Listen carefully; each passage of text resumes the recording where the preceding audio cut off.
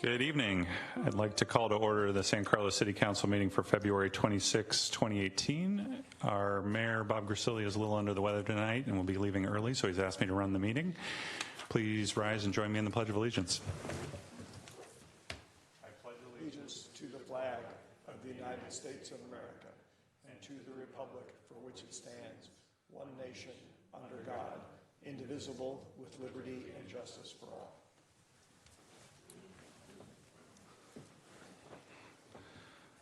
Item 3 is changes to the order of the agenda. There's been one request to move item 9B under new business before 9A.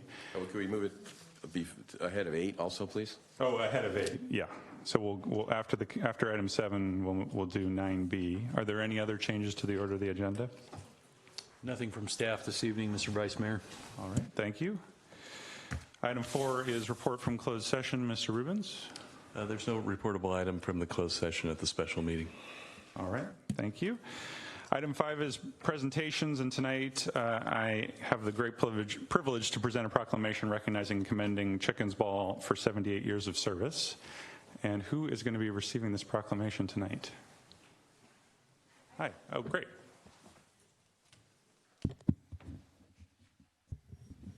So, when my wife and I moved to San Carlos a little over a decade ago, we didn't know anyone in town. We thought, like, we better get involved in the community somehow. And so the first thing we did is we saw a flyer for Chickens Ball, and we thought, you know, this is how we'll figure out what San Carlos is all about. And so we bought a ticket, and we went, and we were like, what is this?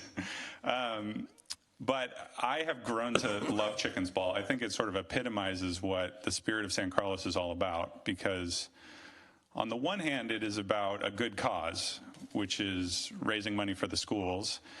And Chickens Ball over the years has raised over $300,000 since its inception to support education in San Carlos.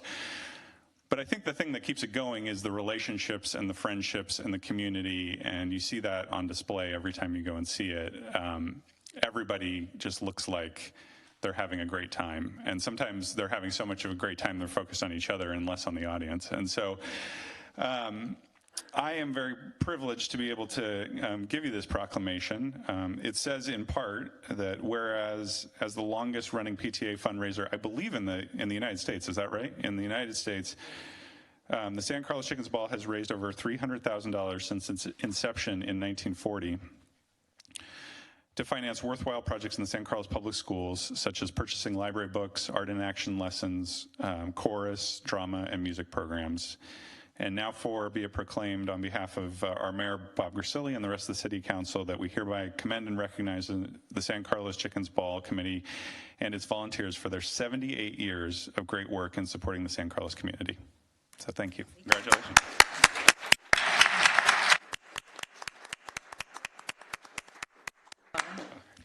Everybody come and see the Chickens Ball the last 2 weeks of April. All right. Thank you very much.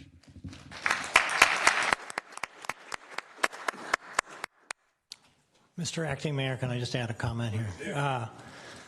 As a participant in 10 Chickens Balls, I just want to congratulate I always blank on people that are here. Sue. And everybody else for coming tonight. It's a well-deserved proclamation. Chickens Ball is an institution. My father was in it. My aunt and uncle were in it. My wife was in it. My daughter and my in-laws were all in it. So it's something that's been around a long time. It's very near and dear to our heart. And I just want to caution everybody, there are videos of every Chickens Ball out there. Please don't watch any from 1986 to 2004. I'm sorry, Ron, I already put them out on YouTube. Oh, you need to edit out my scenes. Anyway, congratulations again. All right. Thank you, Ron. Okay, now is the time for public comment for items not on the posted agenda. This evening I have 2 speaker cards, and I would ask that you hold your comments to about 2 minutes. Our first speaker is Danielle Lacampagne. Good evening, Danielle. My name is Danielle Lacampagne, and I'm a resident of San Carlos, but I'm here tonight as a member of a group called Citizens for a San Mateo County Gun Buyback. Our group approached San Mateo County Sheriff Bolanos to suggest that San Mateo County put on another large-scale gun buyback and to offer our help to get it off the ground. We are happy to inform you that we are now collaborating with Sheriff Bolanos to put on a gun buyback. It will be within a few weeks, if not on the last weekend of April. The San Mateo County Sheriff's Office has offered their time and experience to plan, manage, and conduct the actual event, and Captain Mark Dury is here tonight and will be the lead in the Sheriff's Office. But our group, Citizens for a San Mateo County Gun Buyback, has the honor of securing the funds for the buyback. At the 2013 event, approximately 680 guns were surrendered. $100 in cash was given for handguns, shotguns, and rifles, and $200 for assault-type weapons. It will be again held in a neutral location, and individuals can surrender their firearms with no questions asked and anonymously. Although some details will be forthcoming from the Sheriff's Office, this buyback will largely mirror the one in 2013.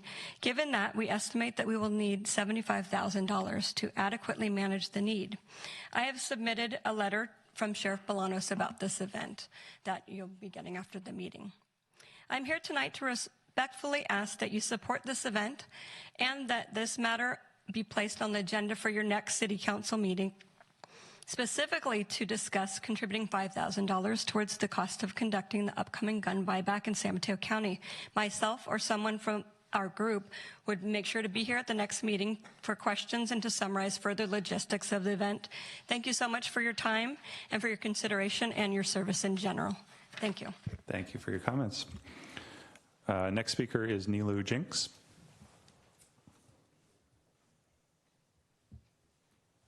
Good evening. I'm here just to ask that you please put the item that Danielle was just speaking about on the agenda, and also that you support it. I think it's an important event and that we should support our Sheriff's Office. Thank you. Thank you. Great. So if there's any other speakers, you can hand me the speaker card or give it to the city clerk. Be short and sweet. Okay. It's not on the agenda. So this is regarding the... That sounds good. Let me just recognize you. Your name is Gustav Horn? Yes. All right.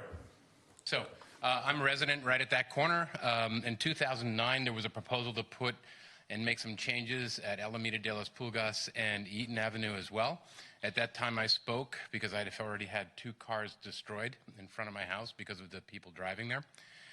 And at that time, I, again, was not for a light. And once again, I'm not for a light. One of the key differentiators between this and then is that I was never notified of this proposed light that has already gone through proposal to out for bid to receiving bids. So at some point, I'm extremely shocked, one, that I was not notified that this is even in discussion. And again, I would like to strongly emphasize my total being against having a light at that location in order to, quote, alleviate traffic problems that only happen in the morning for maybe an hour and a half and in the evening for about the same time and only during school year, basically. The rest of the time, there's no problem really on that intersection. And if we were to actually entertain anything about traffic flow within that neighborhood, we should really seriously consider making Eaton Avenue a one-way street going towards El Camino Real, and St. Francis going the opposite way. That would totally alleviate people driving through the neighborhoods. And it would also make our sidewalks usable by people instead of cars, which is another issue that I have, is that we're supposed to be putting ADHD-compliant driveways in so that people can use a wheelchair. But what good is having a wheelchair if you have to wheel it down the street because people are parking their cars on the sidewalk? Kind of useless, isn't it? So that would be my proposal. All right. Thank you, sir. Thank you for your comments. Our next speaker is Greg Ammon, followed by Daniel Sparish. Good evening, sir. Hi, how are you? I'm here to voice my opposition to the stoplight at Alameda de las Pulgas and Eaton Avenue. Again, along with Gus, none of our neighbors were notified of this. We only found out through happenstance. We only just received the information regarding the studies that were done this morning, so we've had no time to review it. It's an issue that really only affects that intersection maybe 2 hours a day on a weekday. And at that, all of us drive through that intersection day in and day out and it doesn't seem like it's that as much of an issue. I go from here to San Francisco and I certainly experience much more traffic elsewhere other than our intersection. I understand the need for infrastructure updates, but I don't feel like we were properly notified, so I'm soundly against this. I would like to note that I'm also a resident of Redwood City. That intersection has a corner of Redwood City on it, so I'm also curious to know if Redwood City was even consulted on this issue. So once again, I'm just here to express my opposition to this stoplight. Thank you. Thank you. I appreciate the comments. Our next speaker is Daniel Sparish, followed by Jennifer Steinberg. It's Daniel Sparrison. Oh, pardon me. I had to scribble it, no problem. I too am here to voice my opposition to the traffic light on the corner of Alameda de las Pulgas and Eaton Avenue. My neighbors have already highlighted some very good reasons. I'd like to add that for me, the number one reason is safety. Adding a traffic light will only increase the speed of vehicles and cause them to not pay attention as much to pedestrians. There are a number of children, about a dozen by my count, within a block of that corner.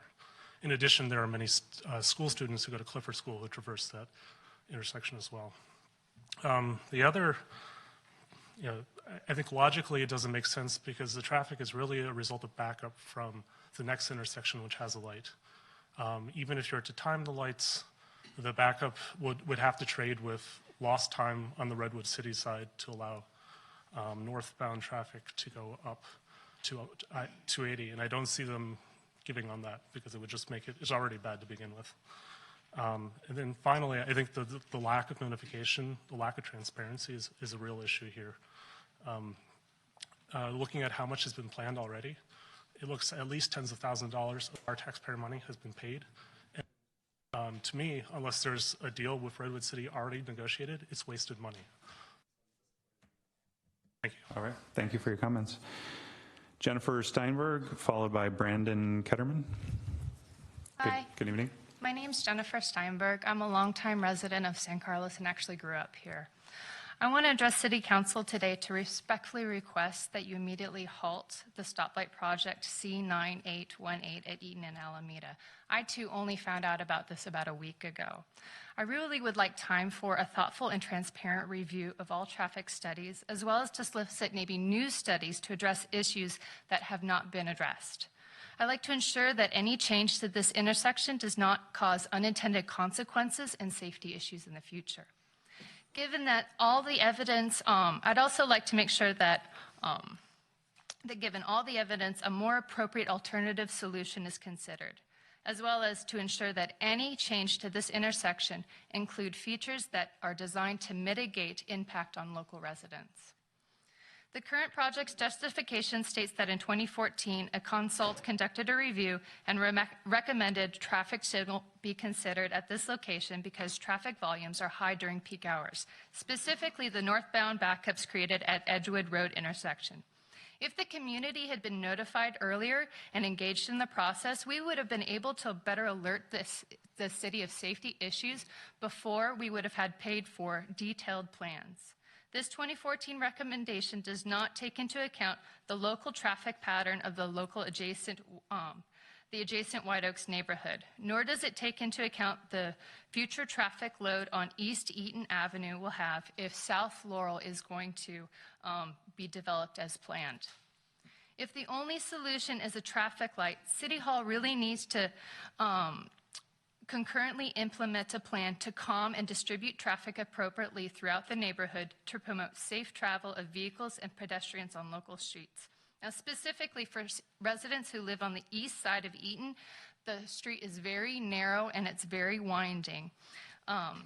And most importantly, when you consider the traffic flow of that neighborhood, it is the only controlled left-hand signal within that neighborhood, south of Britain. Ma'am, if I could have you finish your thought. Sure. The east side of Eaton is not designed to handle heavy traffic, nor is it designed to handle emergency response vehicles, which is a safety issue in of itself. Also, when people park on the street, it effectively makes it a one-lane road.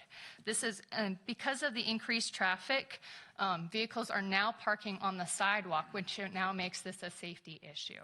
Lastly, the section on Eaton between Garnet and Alameda has four residential driveways that would be within 100 feet of this intersection.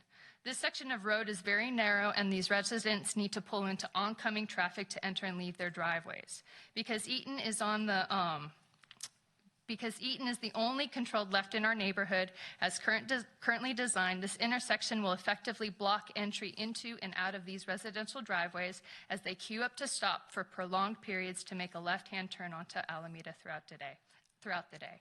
And again, lastly, I would also like that the city of San Carlos change their notification process for infrastructure improvements that affect the surrounding residents. Thank you. Thank you for your comments. Our next speaker is Brandon Ketterman, followed by Amy Strain. Good evening. Good evening. Thanks for your time. It's a tough act to follow. So my name's Brandon Ketterman. I live in the White Oaks neighborhood, very close to the corner of Alameda and Eaton. The second house, just east of the intersection.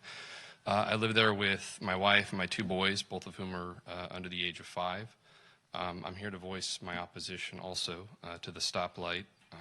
Many reasons have been expressed, but my overarching concern is one of safety.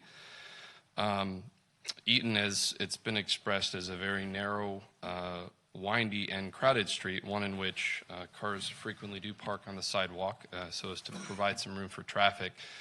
What this effectively means is that a lot of walkers, runners, bikers of all ages, children through retirees often actually go into the street. And so as somebody who's been there for a bit of time, I can attest that drivers already drive very fast, well in excess of the speed limit, and that's actually with a stop sign. If there's nothing, basically, if you have an unimpeded green and you're going to turn down Eaton, there's nothing to stop cars from doing so quite a bit faster than they do already.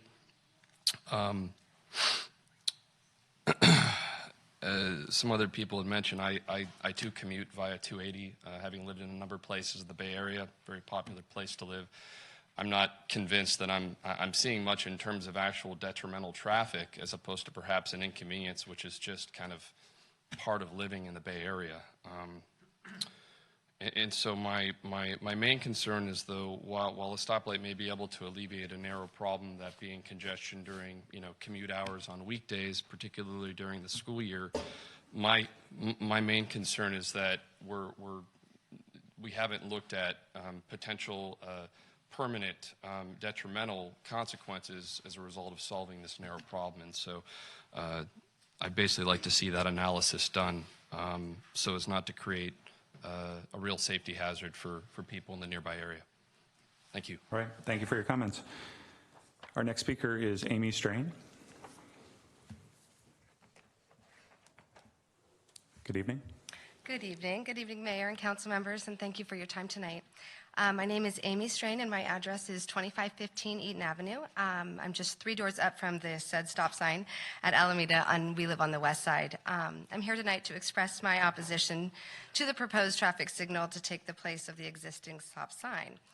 We bought our house on Eaton in January 2014, but previously owned a home 3 blocks away for a decade beforehand. So this intersection is one that I've traveled extensively for many years.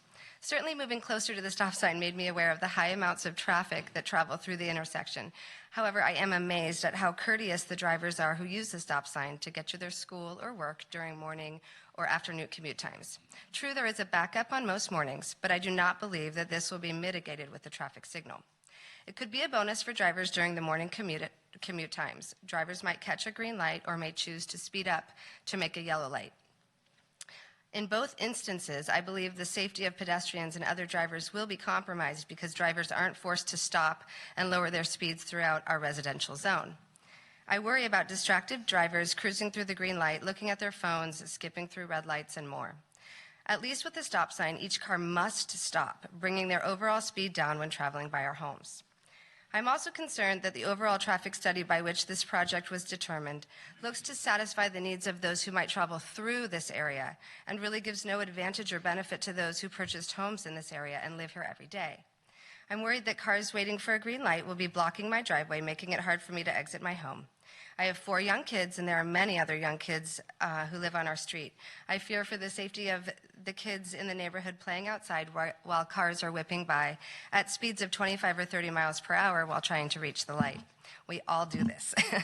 I am a huge proponent of making our great city, even better, but I believe this stop signal will reduce our neighborhood feel there even more.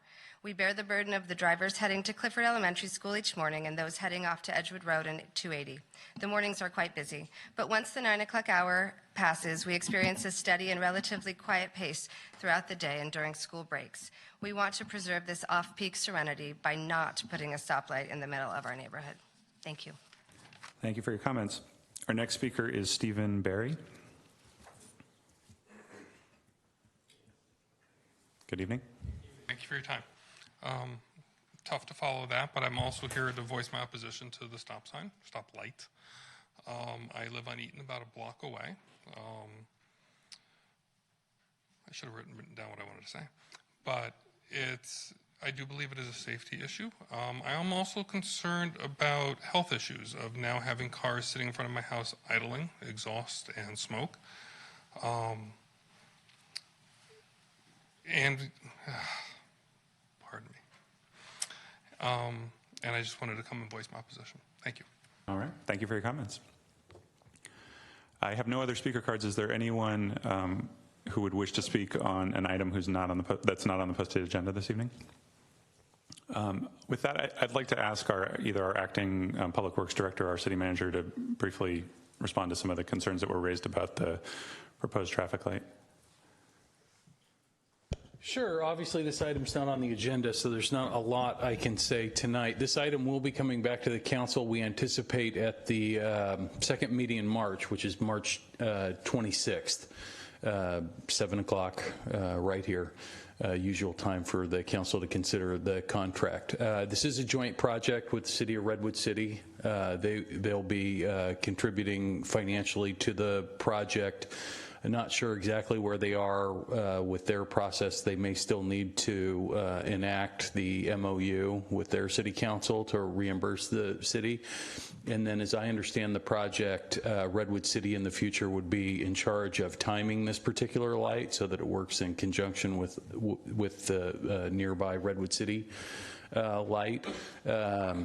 Again, when staff takes a look at these particular projects, they're based on, and I know the council and perhaps members of the public have heard us talk about these things before, whether or not within the various traffic studies are done, things meet warrants, which is basically in compliance with state law for putting in stop signs or street lights. The city council has the authority to put stop signs and street lights everywhere they want, but if they don't meet warrants, they're not enforceable, so that when our police department writes tickets, those tickets can be thrown out if they're challenged in court. Also, these things are very expensive, and they include ongoing operations and maintenance costs, so we're not in the habit of wanting to put stop signs or street lights willy-nilly throughout the community. So that's the process that we go through. This item has been in front of council and discussed several times. This obviously is looking at an arterial. It abuts a neighborhood. This situation occurs, in many instances, just about every street light we have in the community. You could find a similar situation or neighborhood that's surrounded the area in which the stoplights occur. I can't really speak to the timing and how the light will function, but that'll be something for sure. We'll make sure that there's discussion about the safety implications that have been brought up tonight, as well as sort of operationally from a traffic engineering perspective, how the light would work and what the predicted traffic flows would be based on the study information. So we'll build that all into the presentation for you. And just to reiterate, so this would be on the City Council agenda on March 26th and on the regular agenda. Okay. All sorts of notifications have gone out for all our meetings, but we didn't do, and we don't typically do mass notifications for infrastructure projects that 100 feet from this, and yeah. The previous one in 2009, I received the notice. I understand, and I can't speak to what happened in 2009. I wasn't involved in that. I can only speak to how, we do, literally hundreds of infrastructure projects throughout the city every year on the sewer system, on the streets, on the traffic signals, the stop signs. We do not notify the residential neighborhood about all these projects as they're occurring. We notify the community as a whole, but we don't single out a particular neighborhood. Certainly from your perspective, certainly understand your point of view. You live there. It's your neighborhood. I have a neighborhood too. I live there. All right, Jeff, we're going to need to move on with tonight's agenda. Sir, we need to move on with tonight's agenda. I appreciate all the public comment. We definitely heard you. This item will be taken up by the City Council on March 26th. Mr. Mayor? Yes, sir. Regarding the item, I believe it came before the speakers who were speaking about the traffic light regarding the gun buyback program. I would be interested in having that matter come before us just to decide whether or not we want to support it in some way. I don't know if there's any two other people on the council who want to do that. Well, for the record, I would support it. Okay, and I'll add my voice too, so that makes 3. Okay, thank you. Okay, we will move on to item 7. Item 7 is the consent calendar. Consent calendar items are considered to be routine in nature and will be enacted by a single motion. Any member of the council or member of the public can ask that an item be removed. Is there anyone who would like to remove an item from the consent calendar? Yes, I'd like to remove item E and item I. Item E and item I. All right. Anyone else? If not, I'll entertain a motion. Mr. Mayor, I move approval of consent calendar items 7A through D, F through H, and J through L. Do I hear a second? Second. I have a motion and a second. Crystal, please call the roll. Councilmember Collins? Yes. Councilmember Grocott? Yes. Councilmember Johnson? Yes. Councilmember Olbert? Yes. And Mayor Grisilli? Yes. All right, we'll take item E and I at the end of the meeting, and we will move on to item 9B, out of order, consideration of adopting resolutions appropriating an additional $7 million to the Holly Street US 101 interchange and pedestrian overcrossing project. Good evening, Ms. Peterson. New Council, I'm going to pass this off to our esteemed city engineer because she can talk this evening, and she'll be able to give you a presentation on this project. Thank you. Feel better, Tara. Good evening, Grace. Good evening, Mayor. Good evening, council members. Grace Lee, city engineer.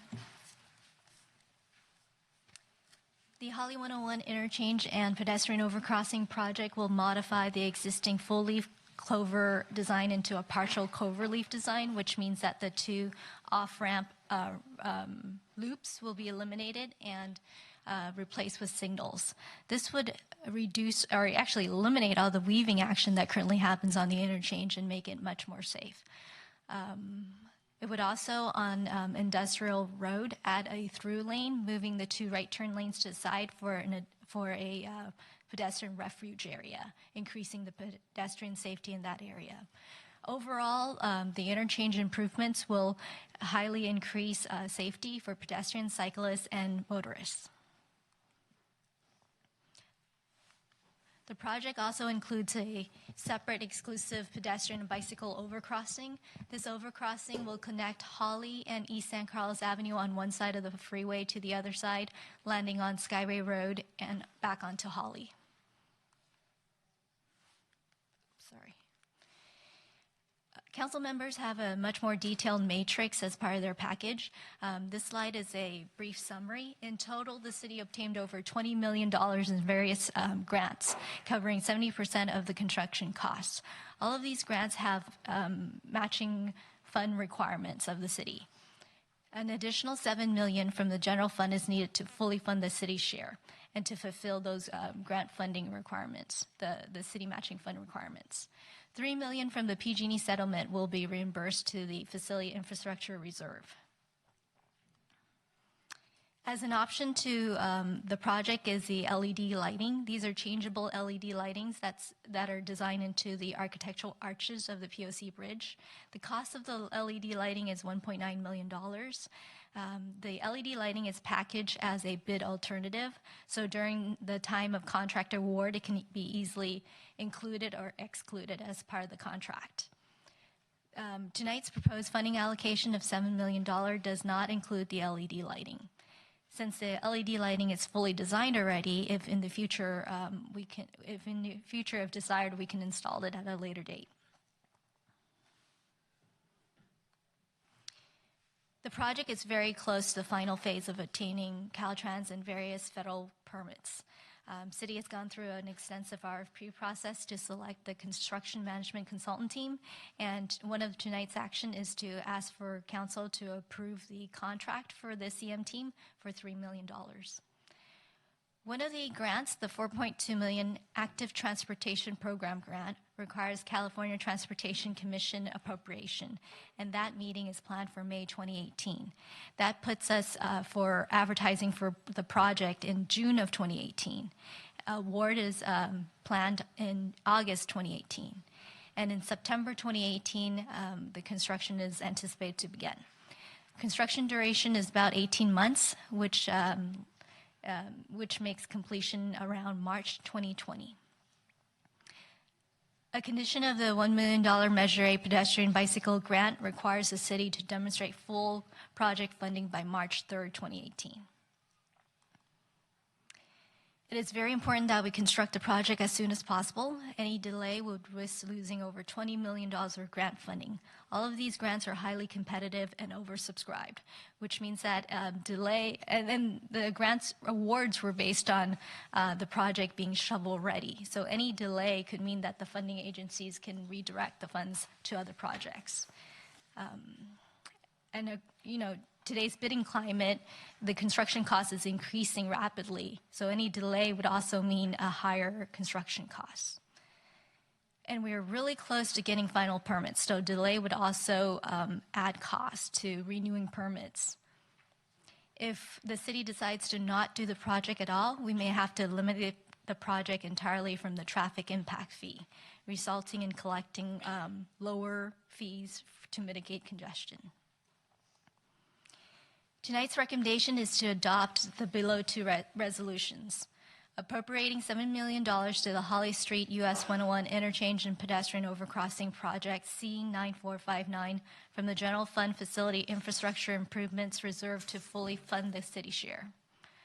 Approving the professional service agreement with Eminence Engineers, Inc. in a not-to-exceed amount of $2,560,431 to provide construction management and testing services. Authorizing the city manager to execute the agreement and authorizing the expenditure of the agreement budget with contingencies in the amount of $3 million. With that, I'll be happy to answer questions. Thank you, Ms. Lee. Questions for staff? Matt? Thank you. Regarding the bicycle pedestrian path that was or is part of this project, can you break that out as a cost item and talk about its inclusion in the project? Sure. So if you, and I'll direct you to the funding matrix that you have in your package.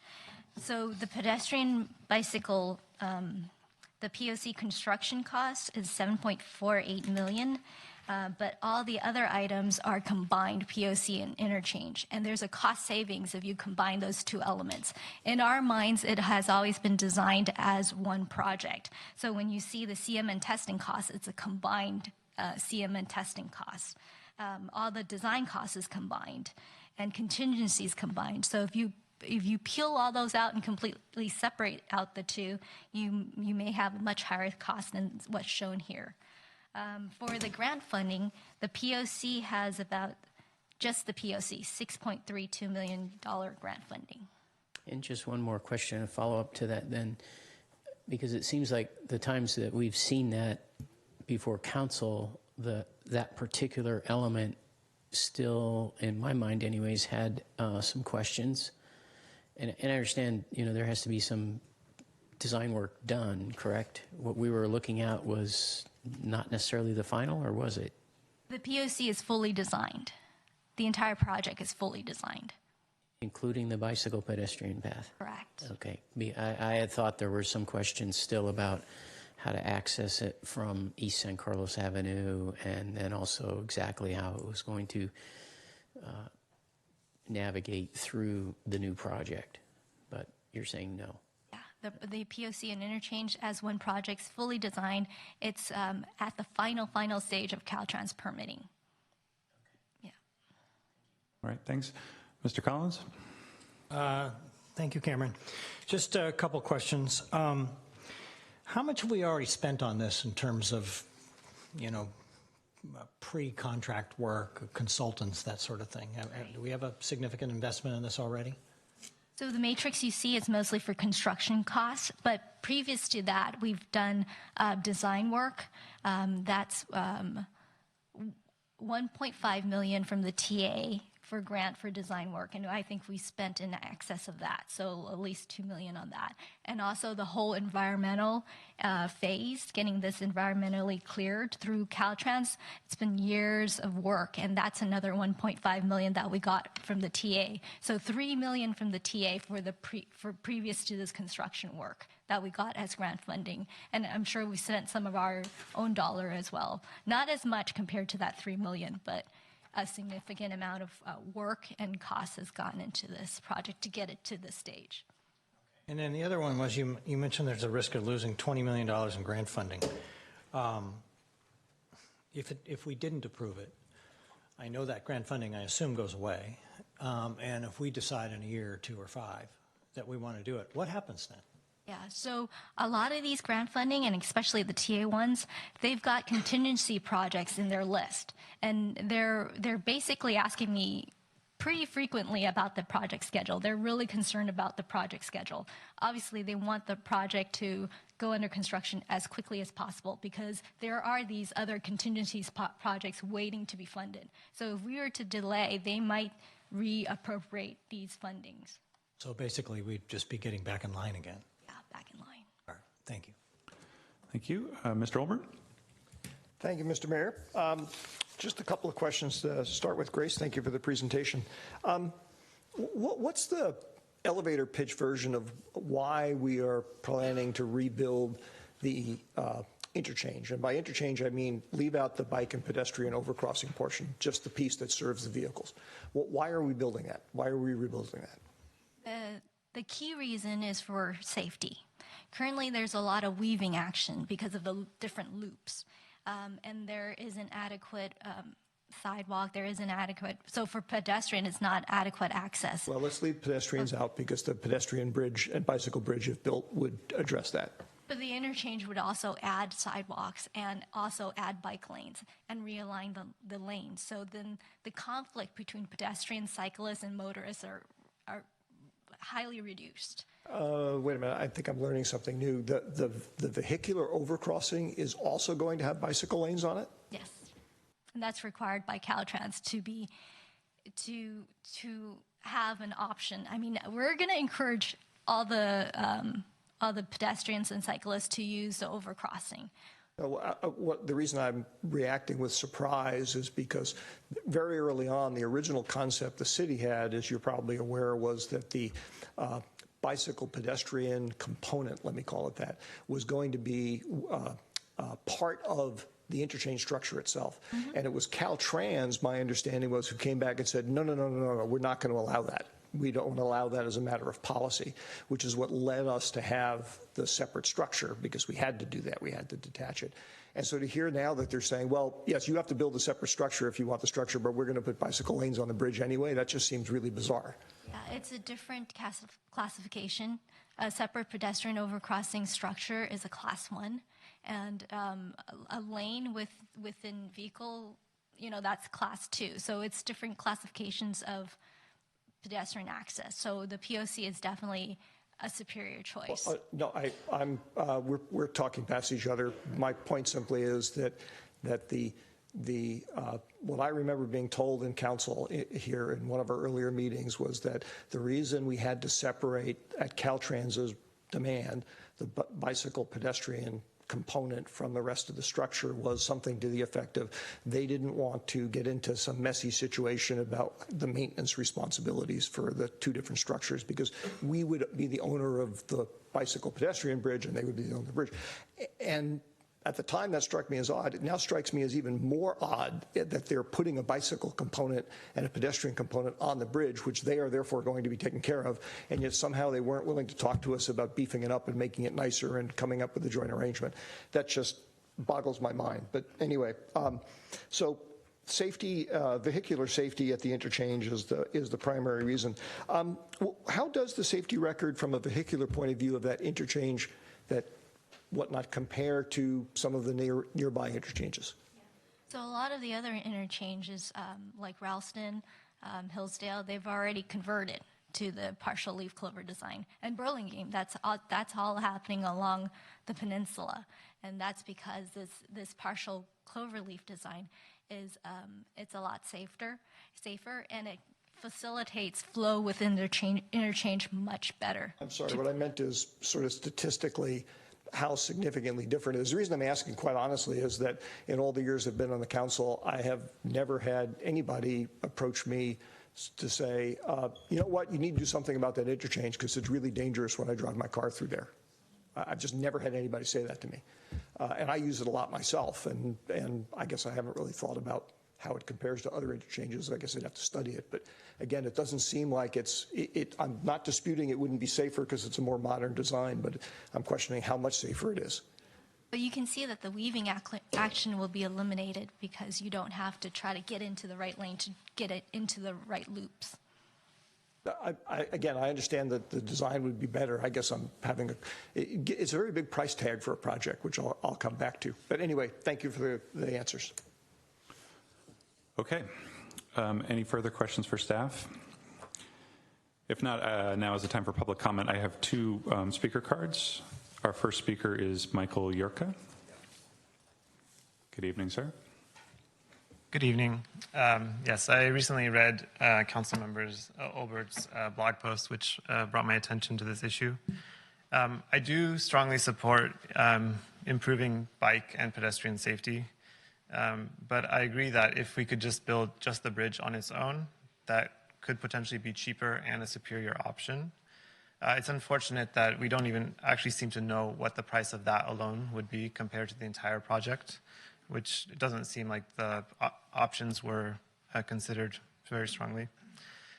Also, if I recall from a previous meeting, I remember that there was an exhibit about a multicolored lighting installation on top of the bridge, which I remember had some relatively outrageous price tag. At least to me, it seemed like that. And honestly, I didn't even find that as a very attractive treatment for the bridge. And I'm wondering if that is also included in this price tag. I don't want to spend $1 million on lights that I don't like. As far as alternative use of this funds, I can think of other projects which would be a much better use of money that would improve traffic flow. For example, everyone knows that the bottleneck on Holly is not on that overpass. Nobody complains about the traffic there, but actually from Industrial to El Camino. I believe we could get much more impact by addressing that segment. In particular, I recently learned that the lights on Holly are controlled by Caltrans and that they use timed, but they don't use adaptive lights. Adaptive lights respond in real time to traffic conditions, and other municipalities have, using them, have seen up to 30 to 40% improvement in travel times. So I believe that working with Caltrans on a project like that to implement adaptive lights would be a much better use of money to improve our infrastructure, since that's commonly cited as a bottleneck for residents. And as far as the overpass, although I don't know the price tag of this option, an on-ramp going northbound on Britain would also do far more to alleviate traffic than something like this. Of course, cost would be a concern. I don't know how much that would cost and environmental impact, but I would like to mention that an overpass like that could still coexist with a marsh environment. I've seen that in other cities as well. Thank you for your time. Thank you for your comments. Our next speaker is Tim Hilburn. Good evening, Tim. Good evening, and thanks for having this meeting and allowing us to speak. I want to echo the first person that just spoke about at least keeping the pedestrian and bicycle bridge. I think that's extremely important.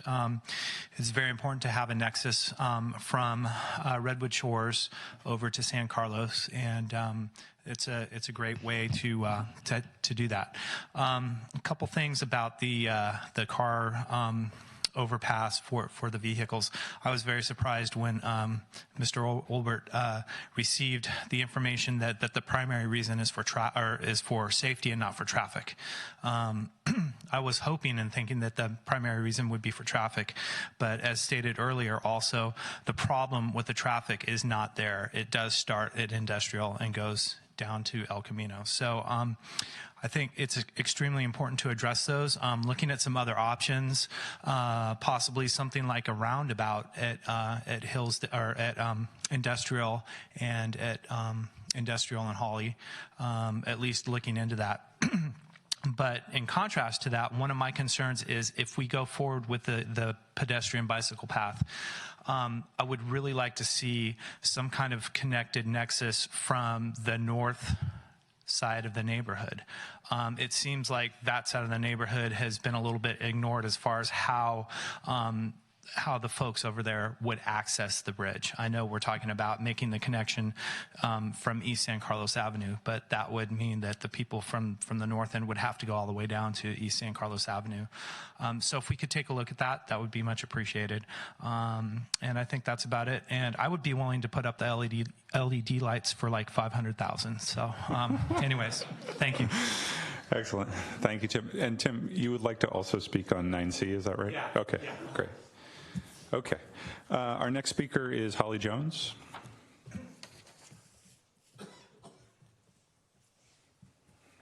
Good evening.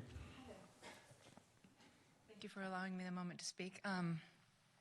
In regards to the intersection, I'm supposed to say I'm Holly, and I'm Holly Jones, and I live on Holly Street. And anyways, thank you for having me. My trouble with the intersection is the uncertainty of Holly Street and the future that Holly Street still has, because I feel like there's still a lot of unfinished business. And I think that if we were to improve the intersection and the exits and that scheme, I feel like we're putting the cart before the horse. Because I feel like, why do I want to encourage more people to come down that exit when we have so much in front of us? So that's where I'm at on that. I just feel like Holly Street needs to be looked at before thinking about inviting more people to come down it. And then I do support the bicycle path. I think that, of course, we need to have people be safe as they cross over, and there are so many people that are going over there. And since I live pretty near the intersection, there are a lot of pedestrians and a lot of bicyclists, so it would be really nice to be able to see that they are getting across safely. But the whole idea of the intersection, I think, is kind of a really bad idea, and especially learning the news that we just learned this evening. I don't know. It seems like, does that mean they spent $3 million already just to get to this point? I'm sorry, that's crazy. And then I guess that's where I'm at right now. But thank you very much for bringing this to our attention. Thank you for your comments. Is there anyone else wishing to speak on this item tonight?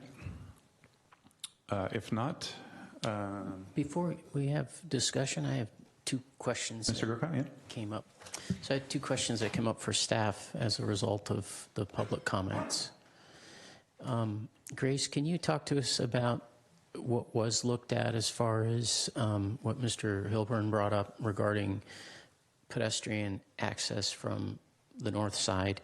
And then the other question, I'll just give you both and then you can address them.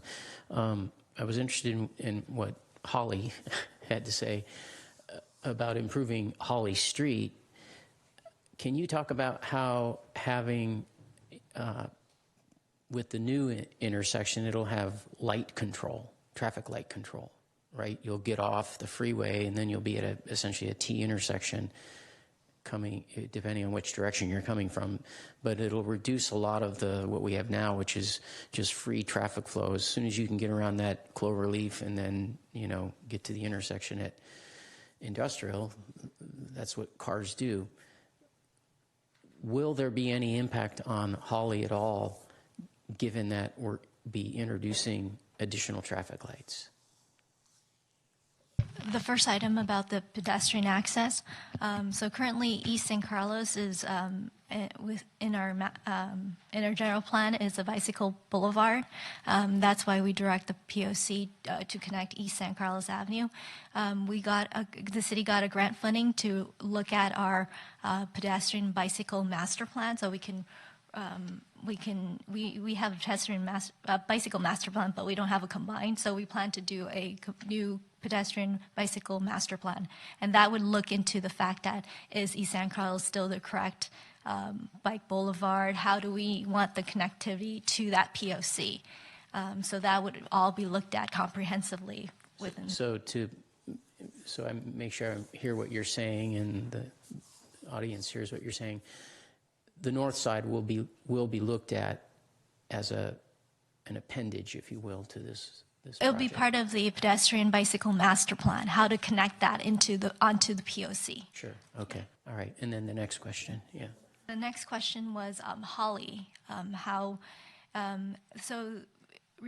Removing the two off-ramp loops and putting in the signal would make it a lot smoother for cars to get off the freeway. And as it approached the Holly and Industrial intersection, after that, it really isn't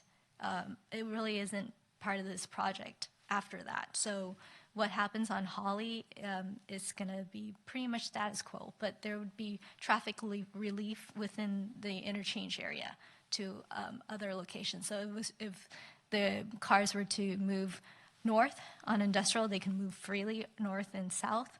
But if they were wanting to go to El Camino, then it'd be the same pattern because nothing has really changed on Holly section. We will be coming to council pretty soon for the Holly corridor study, and we can talk more about that. Okay, thank you. Mr. Collins? Thank you, Mr. Mayor. A couple questions came into my mind as a result of the speakers. Mr. Hilburn mentioned a roundabout. I seem to remember that was one of the things that was studied years ago. Is that correct? I don't know the project history as much. I'm not as familiar with the project history, so I'm not sure if a roundabout was studied. Maybe Jeff remembers. Recall a roundabout being studied. There was a very unusual design that was sort of conceptual design that was done early on that had the pedestrian path connecting, which is I think what Councilmember Olbert was talking about earlier, connecting back to the actual overpass, even though they were two separate structures, and it resulted in a whole bunch of loops for the pedestrian path that maybe looked like roundabouts. Maybe that's what you're remembering. Yeah, I thought that was in there at some point. The other question that came up was just build the bike bridge. What's the feasibility of that? At this point, it'd be pretty difficult because we've gone in with Caltrans permit as one project. The whole project has been designed as one. To separate back out is not as easy. We'd have to pretty much go through the whole permitting process with Caltrans again. Which could delay the bike path how long? This process with Caltrans has been years. I think the environmental was cleared in 2015, and right now we're almost very close to getting the Caltrans permit. So it's going back to the environmental and separating it out. If I'm not mistaken, I think we've been talking about this just about as long as I've been on the council. So, okay, thank you. All right. Unless there are any other questions, I will entertain a motion. Mr. Mayor, I move to adopt Resolution 2018-26, a resolution of the City Council of the City of San Carlos appropriating an additional $7 million to the Holly Street US 101 Interchange and Pedestrian Overcrossing Project C9459 from the Facility Infrastructure Reserve. Second. I have a motion and a second. Discussion, Mr. Olbert? Yes, thank you, Mr. Mayor. Crystal, can I have the remote control? Or Grace, could I have the remote control? Thank you. I finally mastered this because I always have bad luck with it. Okay, just a couple of comments about this and why I was somebody who initially supported this project as it currently is being proposed, and I don't any longer, and I want to go on record about why. I think it's important in these situations to go back and kind of look at the context and see where we've come since the last time this item was discussed by the council, which was about 9 months ago. There have been a number of changes since May 22nd of 2017 when Jay presented the news to us that the project was going to be far more expensive than we had initially thought. One of the things that's happened is through the diligent efforts of a lot of people who are dedicated to making life better, including Mayor Cameron, or Acting Mayor Cameron, we succeeded in obtaining a lot more of outside funding, meaning funding not from the City of San Carlos. We got about $8 million more money than we had pledged to us, last May. That's a really good thing. However, at the same time, the construction cost of this project has gone up by almost $7 million. And that's not a good thing. I mean, it's not surprising. Projects always end up costing more than anybody ever expects, but that's the change that's happened. So the net effect is that the city's share of costs has improved. We are going to be asked to commit only about $1 million less than we would have otherwise. But what that still means is we're being asked to commit almost $11 million to this project. That's a lot of money. Even spread over a period of years, that's a lot of money. I don't like to just object to things. I like to propose alternatives to the extent that it's possible to do so. So I cobbled together something using the material staff had put together about what things might look like if we just did the bicycle and pedestrian bridge. And these are numbers from the staff report. The total project is about, with the pedestrian bridge and the interchange, is about $31.5 million. And as you can see, it's $7.5 million directly associated with the bicycle pedestrian bridge, about $16.5 million associated directly with the vehicular overcrossing, and about $7.5 million that's sort of shared. It's a bunch of things. So what I did is I split the shared stuff and I allocated it back out. Quick and dirty, just to give you a feel for what an all-in cost of a bicycle pedestrian bridge alone might cost. It's just shy of $10 million. Now, if you compare that to the funding that's already been committed just to the bicycle pedestrian bridge, not to the overcrossing for vehicles, that's about $6.3 million. And what that means is, a rough estimate, if we did just the bicycle pedestrian bridge, we'd be putting in $3.5 million of city funds instead of almost $11 million. Now, to me, that makes a lot of sense. And here's why I only want part of the enchilada here. The whole project costs way more than we were originally told. Those things happen, and I'm not blaming anybody for it. It's just that the costs have gone up a lot since we first started talking about this. And despite great and very much appreciated, and I want to be clear about that and emphasize that, efforts by our sister agencies, it still requires a massive investment of city funds, almost $11 million. And as far as I know, I mentioned this when I was talking to Grace, no resident or business owner seems to care about a new interchange. At least I've never had anybody come to me saying, hey, you got to fix that. You got to do something about that. And from what I've seen in discussions we've had in chambers when this matter's come before us several times, even Caltrans doesn't see this as a priority. It's not that they would object to doing it. It's not they don't think it should be done, but it's not a priority for them. So I leave you with the following thought. Why not just build what residents have said they want, which is the bicycle pedestrian bridge, and save that extra $6 or $7 or $8 million to do something else in our town? And that's why I'm not going to end up voting for this. Thank you, Mr. Olbert. Any other comments? Mr. Collins? Thank you, Cameron.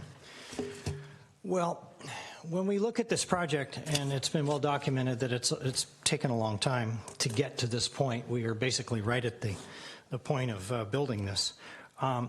This project's really, to me, about the future. We've got 2 hotels coming in. The Meridian 25 project. Alexandria has bought the L3 property. There's now a well-documented interest by the biotech industry. They are now focusing on San Carlos because it's very attractive to them. We have an interesting, actually a unique east side that has become very attractive to a lot of new businesses coming in. All of those projects are going to create more traffic. They're all going to have traffic implications. The way I look at this is about a 233% return on our investment. That's really hard to pass up. I just think it would be penny wise and pound foolish not to proceed. And I don't want to be asked the question in 5 years, why didn't you build it when you had the opportunity? I'd rather have someone ask me now, why'd you spend all that money on this interchange? That question I can answer. What I'm not comfortable with is the question in a few years when somebody says, you had the golden opportunity. Now we've got all this traffic and all these businesses, and we have an antiquated interchange. So for those reasons, that's why I'm going to support it. Thank you, Mr. Collins. Mr. Grocott? As we vote on this, I think some other things to think of in addition to what Mr. Collins brought up, and I'll just add one comment to what he said, is with those hotels and the other developments that are in the works or being planned for Industrial Road, just the tax income alone will, in a few years, pay for that $11 million. So I don't think, that's a bad way to look at it, is how those projects will help pay for this. And the other part of it is that concerns me is, it's already been pointed out by, I think it was Grace pointed out, Belmont's done a similar thing, San Mateo's done a similar thing. Other cities along that corridor of 101 have done similar types of interchanges. And the reason they do it, as Grace also pointed out, it is a safety feature to have traffic, to eliminate the weave portion, and also to have traffic come to a standstill at a light if it's red and go through an intersection, as opposed to what's really become in traffic management design an antiquated cloverleaf design. And lastly, I think the concern that council members can have as they vote on this is if we don't do anything, and if there was ever a major accident with a weave action, somebody could look at the fact that we didn't do anything and make that part of some type of legal action against us, and I'd hate to see that happen to us. Thank you. Mr. Grisilli, any comments? Or? No, I don't have any comments. Well, I'd just like to share my perspective. I'm privileged to serve on the San Mateo County Transportation Authority, which is the primary funder of this project. And so I have that perspective as well as the city perspective. The Transportation Authority gets its money from a half-cent sales tax countywide, and it pools that money and it spends it on projects that they think will improve transportation infrastructure. So the question is, why does the TA want to spend $20 million to improve an interchange in San Carlos? And the reason, Grace talked about safety, and that's an important component. And I think that's if you work for the city of San Carlos and you're looking just at the residents of San Carlos, that's your focus. If you're thinking countywide, what you're thinking about is traffic flow along 101. And so who does this help? If you are driving north on 101 in the evening and you want to get home for dinner to see your kids, and you start slowing down at Whipple, and then you slow down at Woodside, and then you slow down, this project will help you. The reason that we have massive traffic congestion problems along the 101 corridor. And the reason that traffic gets gridlocked is because the traffic cannot flow off the freeway and onto the freeway without a lot of friction. And so we have an interchange in which, in order to get off the freeway, you got to contend with cars that are trying to get on the freeway at the very same time. What does this project do? It separates them. So the traffic can flow off the freeway continuously, and it can flow on the freeway continuously and not cut into each other. And so what that does is it has a positive domino effect up the chain, and so it alleviates traffic congestion as people are going north. Now, it's going to help a lot of people who live in Belmont and live in Millbrae and live in San Francisco who also want to get home to see their kids, but it's going to help our residents too. We're going to get a survey tonight, survey results that says among the top 3 problems in the city of San Carlos is traffic congestion. We have traffic congestion around Carlmont. We have traffic congestion on Holly at Old County. But a significant source of people's traffic congestion is at peak time when I'm trying to get home, the freeway is clogged. And so that's what this project is all about. And that's why the county of San Mateo is taking $20 million of taxpayer money and trying to do it, trying to make this a better interchange, like it is trying to update all the interchanges up and down the 101 corridor. That's why I'm going to support this project tonight. And with that, Crystal, could you please call the roll? Councilmember Collins? Yes. Councilmember Grocott? Yes. Councilmember Johnson? Yes. Councilmember Obert? No. And Mayor Grisilli? Yes. All right. And we are going to wish our colleague. And one more motion under okay. 9B. We have another motion. Yeah. Almost out. All right.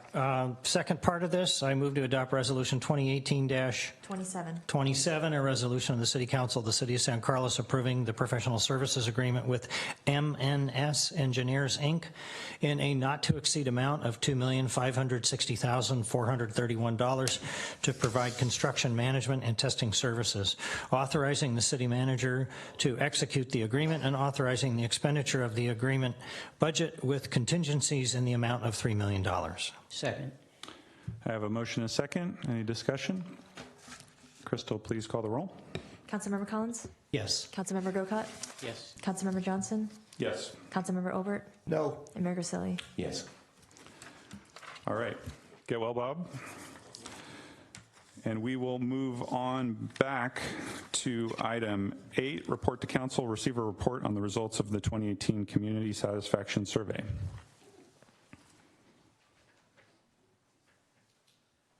Thank you, Mr. Vice Mayor. Jeff Maltby, City Manager. As the council's aware, and hopefully a lot of the members of the public are aware, we conduct a community satisfaction survey every 2 years as part of our 2-year budgeting process. We're coming up on the budget this year, so we conducted in January our community survey to look at the issues that are important out in the community. We always look at some specific issues that are relevant to things that the council and community have been discussing around the time that the survey takes place. In this instance, firearms, welcoming cities, things of that nature. We're looking for indicators on how well the city is providing services, ranging from everything from police and fire services to parks and recreation programs that we offer the community. And then we are now able to begin to build a model to track that over time and see how opinions and perceptions in the community are changing and what factors may be influencing that, and how the city can do a better job in terms of providing those services and communicating with our public about issues that the community is facing.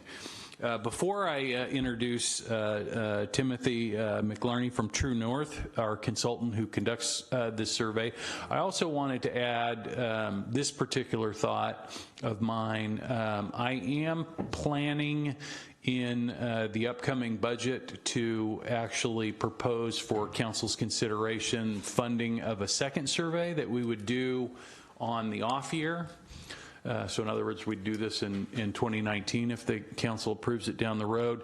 And that survey would be not focused on, what the city's doing and the city services and whatnot, but really more focus on community members and their lives and their work habits and commute habits and issues that they're dealing with in their family to kind of provide another layer.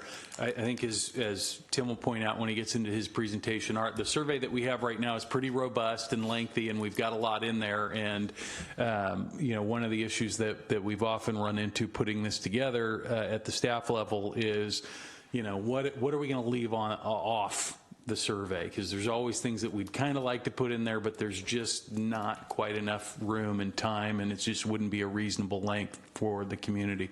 So that's something we'll talk about in the future that might be an enhancement in terms of the type of information and metric data that we're gathering from the community to help us all do a better job. So with that, I'll turn it over to Tim to talk about our most recent survey. Thank you, Jeff. Good evening, members of council. Tim McClarney, as Jeff mentioned, president of True North, and we're a firm that over the last 16 years has specialized in working with cities and other types of public agencies around the state and using surveys to develop a statistically reliable understanding of the communities that they serve. I know you've got a busy agenda tonight, so I'm going to work through this presentation at a deliberate and brisk pace, but I welcome questions from council as I go, or at the end, whichever is your preference. Before I talk about the results, so it's helpful to take a second to review the methodology of the study or how we went about doing this study. The survey was conducted in January of this year, and we started with a comprehensive database of households that are in the city, and then we choose those at random for our sample.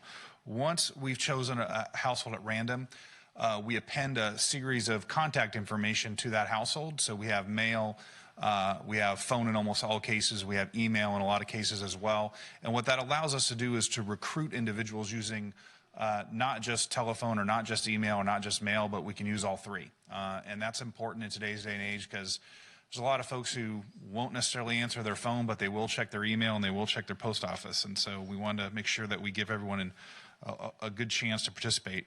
Once somebody's also sampled, they have the option of participating either online at their convenience at a password that's been dedicated to their household, or as well as by telephone, whichever is their preference. We set out to get, I think this year was a minimum of 500. We wound up with 560 completed interviews. As Jeff mentioned, there's a lot of content that we go through. The interview on average lasts about 18 minutes. One of the questions I always get is, well, how do you keep somebody on the phone for 18 minutes? It all has to do with the content. Once they understand that it's a survey about their community, it's an opportunity for them to weigh in on issues that are important to the city's future, we have very little drop-off. Now, because this was a random sample of 560 and not a census of all your adult residents, has what's known as a margin of error due sampling. In this case, that's just over 4%. What that means is we can be 95% confident that the results I'll talk about tonight are within 4% of what we would have found had we spoken with all adults in the city. Okay, on to the results. This first slide shows the results of one of the first questions we ask in our survey, where we say, overall, how would you rate the quality of life in San Carlos? Would you say it is excellent, good, fair, poor, or very poor? To the left is the 2018 results. That's this year. But when we have questions that we've tracked from prior studies, we go ahead and show that information as well. And so in this case, we show both 2016 and 2014 survey results. In 2018, we had 91% of your residents rate the quality of life in the city as excellent or good. The only significant change between 2016 and 2018, there was an uptick of about 4%, 4 to 5% of folks who said that the quality of life is fair as opposed to excellent or good. So small but significant change in the last 2 years. Following up that question, we always ask if the city could change one thing to make San Carlos a better place to live now and in the future, what change would you like to see? This question is administered in an open-ended manner, meaning that we don't provide them with the list of options you see there on that slide. We simply record their verbatim responses. We then go back and look at those verbatim responses and group them into the categories that you see here. And at the top of the list, you see number one issue in 2018, limiting growth and development at 22%. I had about 17% who mentioned either improving or a need to deal with parking issues. And in the third one, there was reducing traffic congestion at 15%. These top three are also the top three that we saw back in 2016. There's sort of a continuity here. They're also, in particular, the growth and development piece. I've had the opportunity to do this over 2 decades, and it's interesting to see how the responses to these types of questions, not just in San Carlos, but in other cities, vary over time with things like, the macro economy, right? For a long time, there was no building happening in communities, and issues of growth and development weren't even on the radar screen when you'd ask this question. And now they've started to come back as obviously the economy has improved and as development has resumed. Before you move off that slide, just a couple of quick questions. Do you have, and not tonight, but I would be interested in seeing a chart that basically takes this list with the percentages and contrasts it with the exact same list from the last time you did it, just to sort of see what shifted? I appreciate you saying the top three have remained the same. I'm just kind of curious about the others. The other question I had was the fourth one down says, not sure, can't think of anything. And then further down, there's one that says no changes needed. And I was wondering what's the difference between those, or would it be safe to lump them together? Well, I always see, I sometimes will lump them together, but I like to show them separately because there is a difference between saying, I don't know, right? Nothing comes to mind versus saying, we don't need any changes. Everything's great, right? Okay, and those are sort of a little more positive than the other. One's a more positive and the other one's just, I'm not sure. It's just, the reason I ask is because it's interesting. If you, to the extent you added them together, they would actually be, they'd be number 4, but they'd be very close to reduced traffic congestion. And in a lot of ways, those are the two answers that, are the most positive in this question, right? Because they say either nothing is burning at the top of my mind that I would want to change about our community, or I've thought about it and I wouldn't want to change anything about our community. Those two are the most positive. Obviously, the question asks people for what's the one thing we can do to improve. For the most part, people will come up with some answer to that. Okay. Now, from a performance management perspective, this next slide's arguably one of the more important in the survey, and it's the answers to the question, generally speaking, are you satisfied or dissatisfied with the job the city of San Carlos is doing to provide city services? Because we're not asking about specific service areas and we're asking them to comment on the city's performance overall or in general, it can be considered an overall performance rating for the city. And what you see is in 2018, we had 87% of residents say that they were satisfied, either somewhat or very satisfied. You had about 10 to 11% who said they were dissatisfied, about 2.5% who were unsure. If you compare that to 2016, there's been a statistically significant increase in the percentage of folks who said very satisfied and compared to 2016. And you're getting back to that level that we saw in about 2014, very similar results there. And so having done this around the state a lot for different cities, I've seen this as high as 98%. I've seen it in the 40s. I'll give you an idea of what the range is. So to be operating anywhere in the 85% and above range is a really solid score. Now, same type of question, only instead of asking about the city's performance overall, we've now broken it down into 17 different service areas, and we've asked folks to tell us, are they satisfied or the extent to which they're satisfied or dissatisfied with the city's performance. The first thing that you see on this list, although these were asked in a random order, we've sorted them from high to low based on that combined percentage of folks who said either very or somewhat satisfied. And for most of the services shown on that slide, you have 90+% of residents saying that they're satisfied. For all but 2 of them, you have 75% of residents say that they're satisfied. At the top of the list, the highest ratings were provided for providing library services, holding special community events, and providing fire protection, prevention, emergency medical services. When you get to the bottom, you see those 2 topics that actually popped up in that question, that open-ended question I asked about. It was like, how could we improve San Carlos? What you see is providing more parking downtown and reducing traffic congestion. Those are the 2 at the bottom that sort of stand out from the list. When you compare this list to 2016, there were 3 statistically significant changes, all of which were positive, meaning that their satisfaction levels went up as opposed to down. And that was providing recreation programs for adults and seniors, maintaining a low crime rate, and providing police services. There were no significant drops in satisfaction during those 2 year time frame. Before you move off that slide, the very last item on here, reduce traffic congestion on city streets. I just was thinking about the comment that Cameron had made when we were talking about the last item, which I hadn't heard before, and I just was curious if this survey has any insight onto it, which is this would seem to imply, depending on how the question was asked, that concerns about traffic congestion are very much associated with local streets. Did we ask any kind of questions that sort of talked about?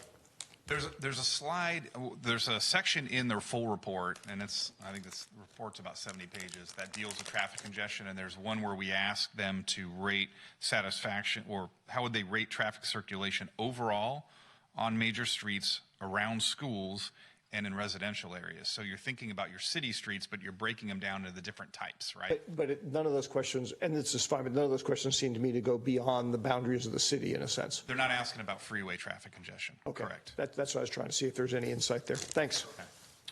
Okay.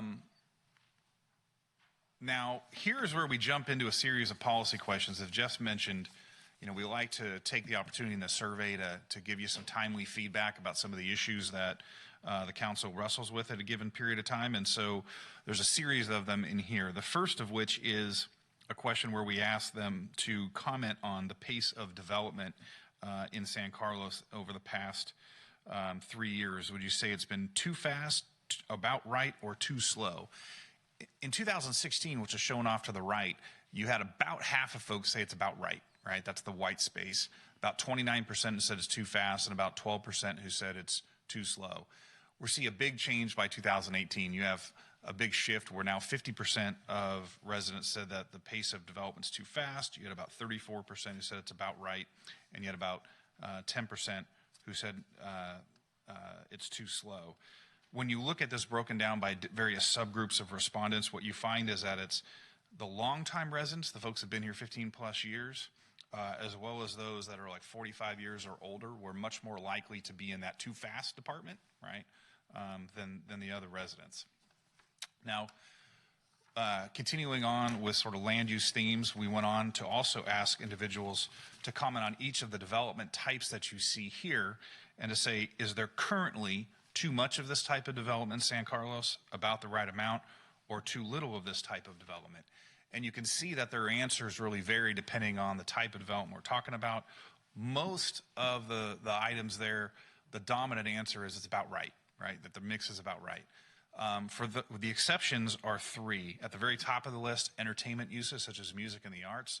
A majority of folks felt that there's not enough of that in San Carlos currently. And then when you look at apartments and condominiums in particular, those are cases where the majority opinion, or near the majority opinion, or I'm sorry, the predominant opinion was one of that there's too much of that as opposed to about the right amount or too little. So it gives you a sense of kind of how they view different types of potential developments. Now, we went on to ask a series of sort of support-oppose questions, and as you go across the list, I'll read from right to left. On the far left there, we asked individuals whether they would support the city of San Carlos working with private property owners to redevelop older, outdated commercial areas in the city. 76% support for that. So they strongly endorse the idea and support the idea of the city working with owners of these outdated commercial properties to have them redeveloped. We went on to then, in the next one over, changing zoning regulations to reduce the square footage required for new single-family homes and residential additions. That is one that's more evenly split. You had about 39% who said they support that. You had about 42% who were opposed, and about 19% who were unsure. And then hang on a second. Sure. I have to admit, I gacked on trying to understand exactly what that was. So does that, am I to interpret that as 39% of the respondents supported the idea of not allowing houses to be built as big as they currently are? They support the idea of changing zoning regulations to allow smaller single-family homes, in other words, right? To reduce the square footage required for new single-family homes and residential additions. Okay, and I guess it also, what I'm trying to get a sense of is to what extent is it support versus that's what we want, those being different. 42% big houses and 39% small houses. I think there's a difference between saying I support it versus I want it personally, right? This is a policy question, and so I could support the idea of allowing smaller homes to be built without me personally wanting one, right? Okay, but the reason we're in the midst of a long-term process, which is working well to understand whether we should tweak zoning rules for house sizes. And I was hoping that this survey might give us some insight into how broad-based the desire is to say, hey, too big houses are being built. See what I'm getting at?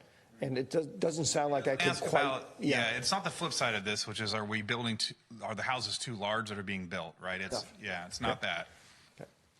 Okay.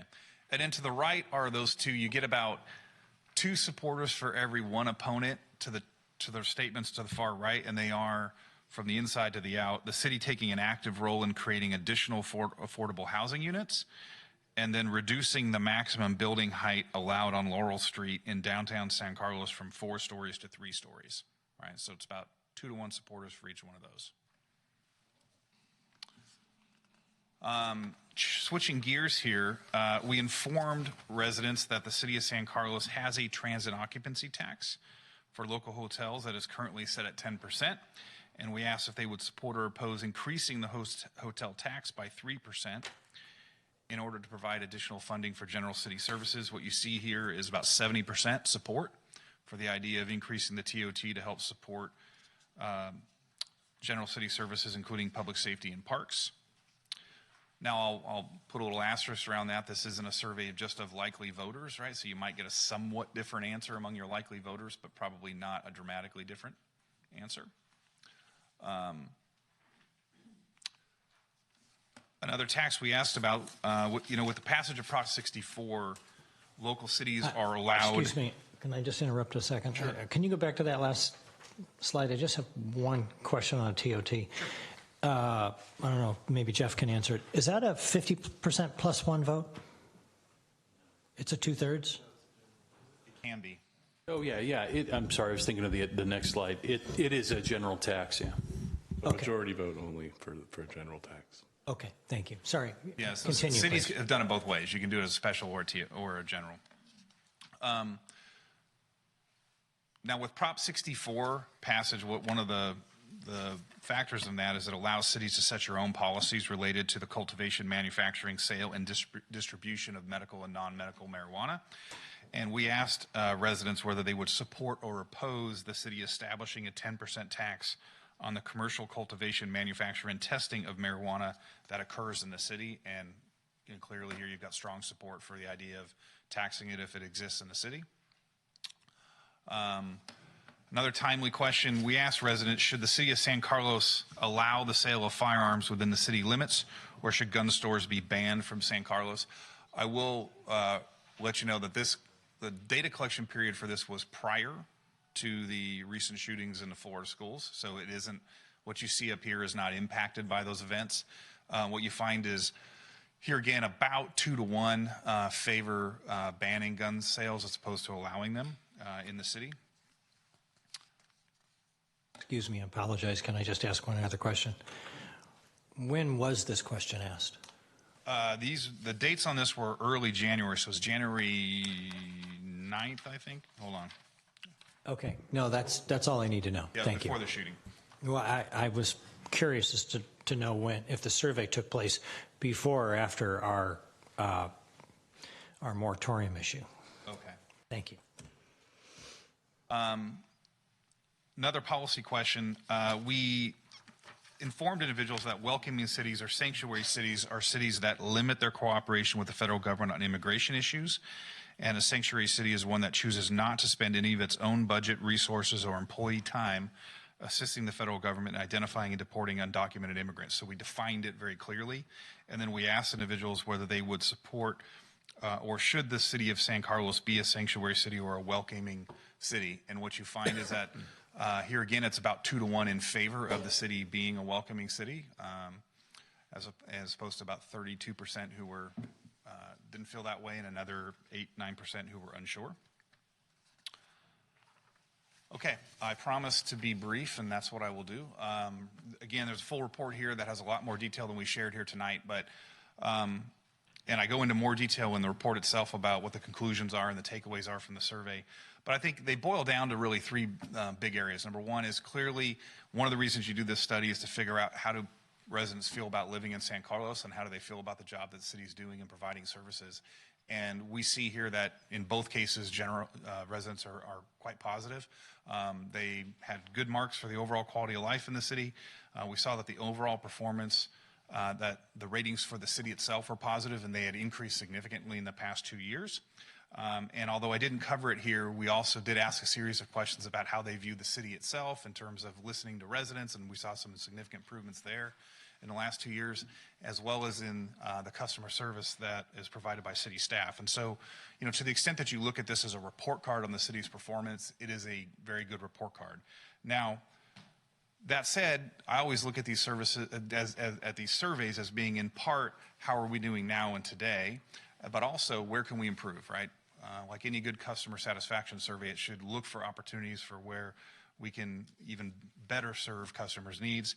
And those opportunities are shown there in the bullets towards the bottom of that slide: managing traffic congestion, providing additional parking downtown, and managing growth and development. We'd already talked about those issues, as well as maintaining local streets and roads and making improvements to the storm drains to reduce flooding. Those were the sort of the 5 topics that jumped out from the rest as your best opportunities for service improvements in the future. And then we had a lot of policy-related questions in this poll, and sometimes when you do that, you get back muddy answers, right? It's like, I've got even splits on everything. We didn't see a lot of that here. We saw that, there was clearly strong support for the city taking a more active role in working with private property owners to redevelop their outdated commercial areas. We saw 2-to-1 in favor of residents favoring the city of San Carlos being a welcoming city.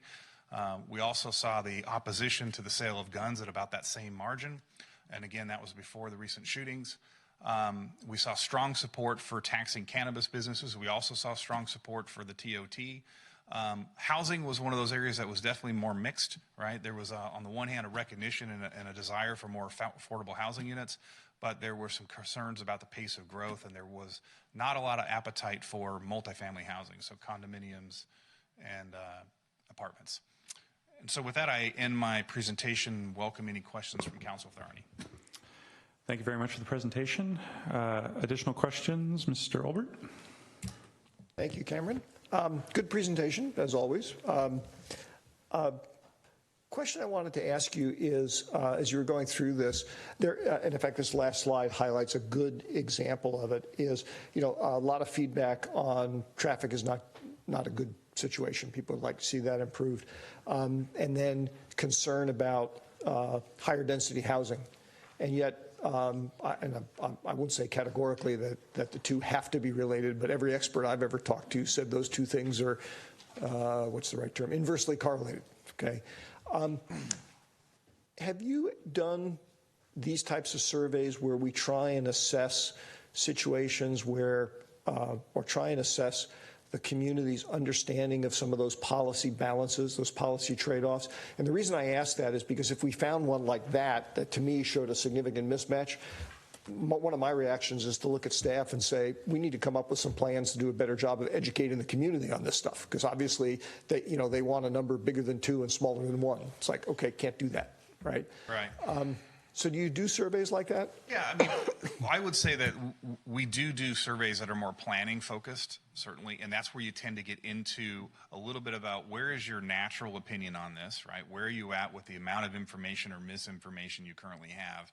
Now let's start stepping through more information about this project or about this issue that they may not have encountered before. Oftentimes we'll go pro and con, right, as you go through. And in that process, you are educating them, first of all, and the second thing you're doing is you're figuring out which of those information items seem to have the most traction with them in terms of moving them in one way or the other. And then you will often, towards the end, say, okay, now that you've heard a bit more, where do we stand on this? The advantage of that is it kind of tells you, here's where they are today, here's where they are after they've learned more about this, about this issue, and here are the pieces of information that seem to be most influential in getting them to that point, whether that's a supportive or not a supportive position. I appreciate that. That sounds very much like the kind of polling that gets done for like a ballot initiative of some kind. And I very much appreciate that. In a way, that's sufficiently detailed that you'd sort of be limited to the number of topics that you could address in one poll. And that's why I was sort of trying to see if there's a way to take a step back and not sort of assess before reaction, information after reaction, but just identify where there are public policy issues where clearly people don't understand the connections. We do surveys that are like that too. Like we've done the Bay Area Air Quality Management District Spare the Air survey for 20 years.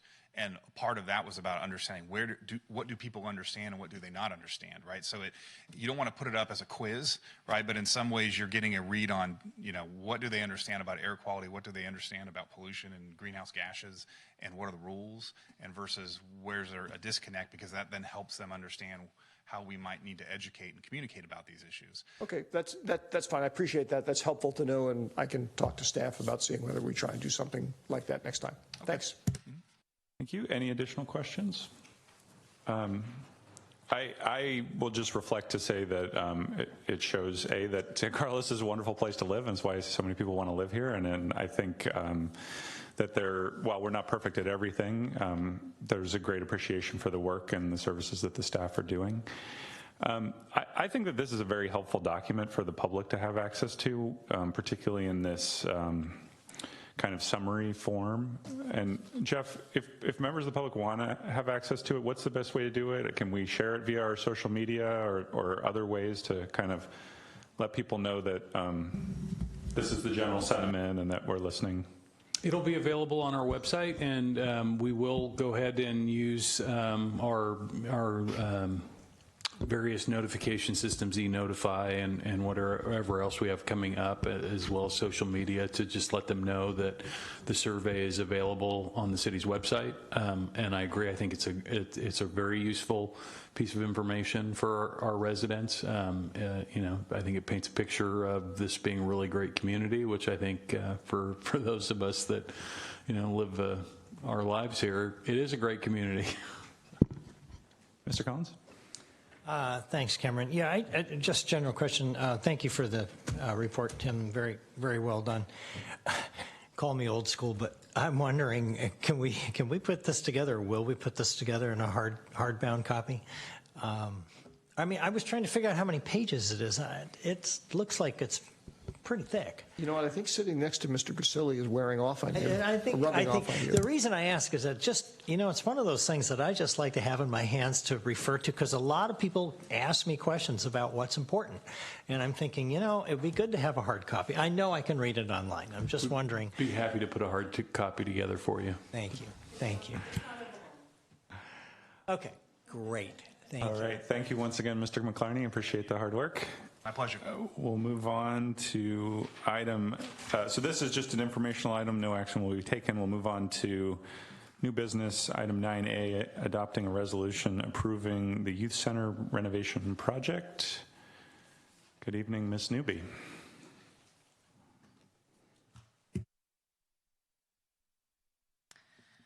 Good evening, Vice Mayor, council members, and members of the community here with us tonight.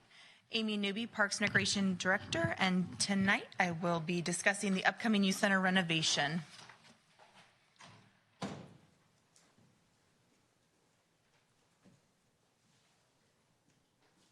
There we go. So a little background to the youth center. The youth center first opened in 1999 and is approaching its 20-year mark. Facility features include the city's only full-size gymnasium, a full kitchen, dance studio, homework room and computer lab, activities room with game tables and a lounge area and a TV room. The youth center is visited by over 200 patrons per day, which include participants for our taught and youth classes, drop-in after-school program, and evening rentals or classes. After an initial facility assessment, reports came back of several necessary maintenance repairs that were needed, in addition to the interior improvements also planned. In January of 2017, staff began working with Interactive Resources on the design and project scope. The original project budget of $800,000 was approved as part of the fiscal year 2016-18 budget process. $50,000 of that is a donation from the Youth Center Foundation, specifically earmarked for the kitchen renovation. After the facility assessment report came back, identifying the maintenance repairs and higher cost estimates, an additional $500,000 was requested and approved during the fiscal year 17-18 mid-year budget review to complete the full project. And more recently, the Youth Center Foundation has pledged an additional $25,500 towards the project to replace the basketball backboards and rims, purchase a new portable score table, and new gym floor mats. The total project budget is $1,325,500. 4 bids for construction were received, with the lowest bidder, ICC General Contractors, coming in under budget and leaving sufficient funds available for a contingency budget. The second lowest bidder did submit a bid protest letter. After review of the bid protest and following a review of the proposed substitute product, it was found that ICC General Contractors submitted a responsive bid and that the bid protest should be rejected. Looking at the project in 2 sections, exterior improvements will include the replacement of failing window sealants, rotting exterior trim, and roof leaks. It will also include new exterior paint.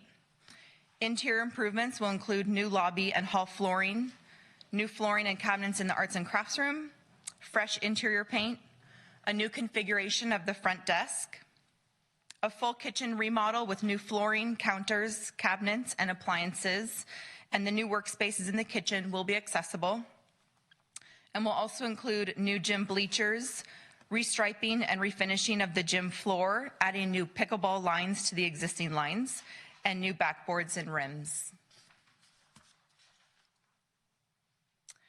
We have here some pictures of or renderings of the new reception desk. The new configuration of the reception desk will allow for improved visibility of patrons coming and going in the facility. It will also provide new access into the activities room for our drop-in after-school program, which currently the youth enter through a door down the hallway where our full-time staff offices reside. And so that will relieve that congestion there. And it will also allow for backpack storage spaces, which we currently do not have.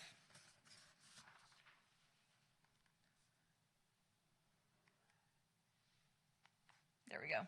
We have a few items before you tonight: approving the plans of the Youth Center renovation, rejecting the bid protest by Joseph Kaminsky Construction Corporation, awarding the construction agreement with ICC General Contractors Incorporated and authorizing the expenditure of a contingency budget, amending the Interactive Resources contract to allow for construction support, and increasing the appropriation in the amount of $25,500 and recognizing the donation of the Youth Center Foundation, which I would like to thank Julia Prem, our Youth Center Foundation treasurer, for joining us tonight as part of, and if you have any questions, I'd be happy to answer them. All right. Thank you, Amy. Questions for staff? Mr. Olbert?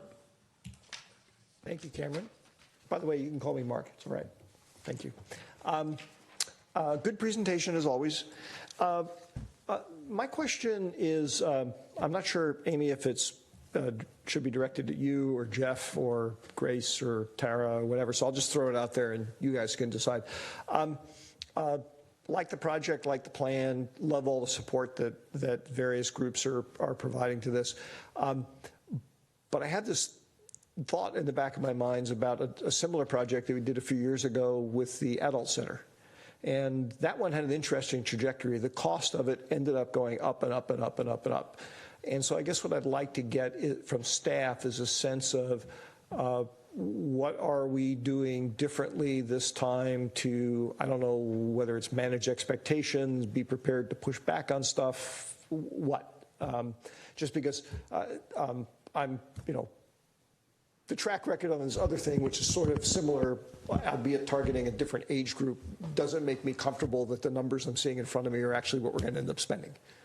The one difference with the Youth Center renovation, with the ACC, we did have some structural changes in that renovation, and we don't have any structural changes in the Youth Center renovation, more of just interior aesthetics and exterior maintenance and repairs. The one would be the one big item is the kitchen renovation. Fair enough, although the things I was specifically thinking of were, there just seemed to be a lot of add-ons. It's like, oh, as long as you're rebuilding the building, why don't you do this, and why don't you do this, and why don't you do this, and somehow we maybe it was the council failing to push back, but it seemed like the budget ended up growing quite a bit.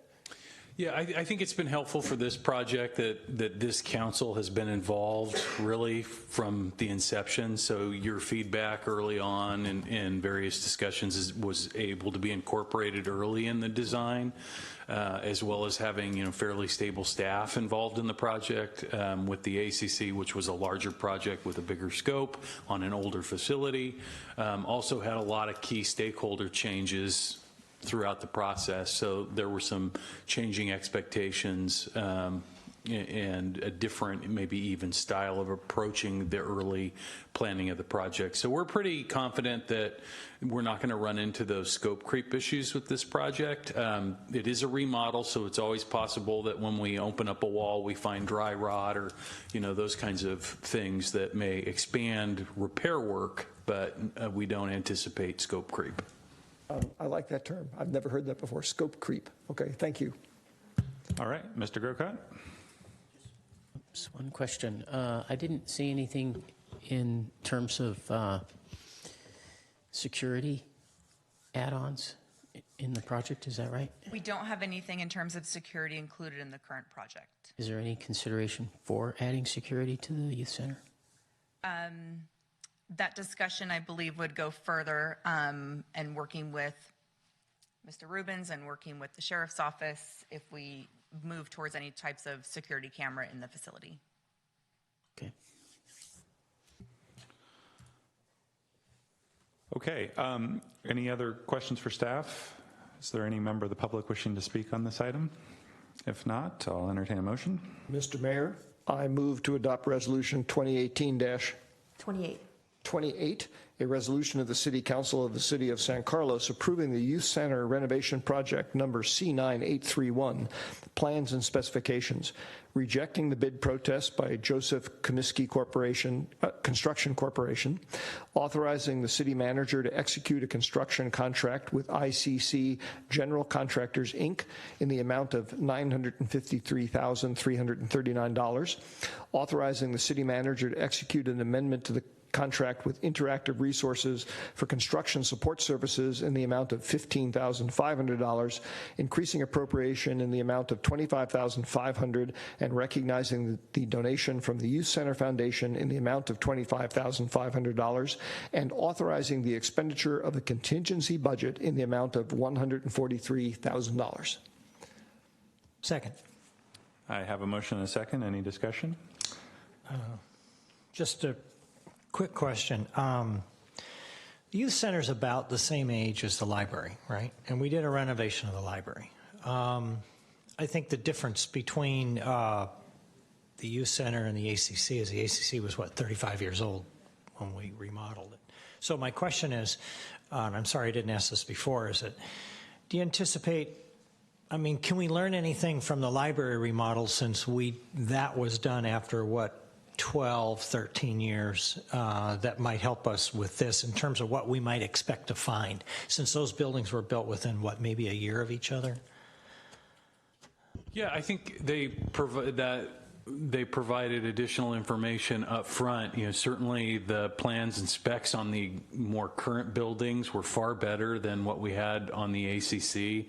I think we found on the library as well as the youth center that the as-built in reality tend to match up a little bit closer. We had discovered some very unexpected conditions at the ACC in terms of roof construction methodology and things of that nature. So those lessons definitely helped us look out for specific things as we're opening up buildings and doing construction on our facilities. So yes, operationally, probably not so much because they're very different facilities.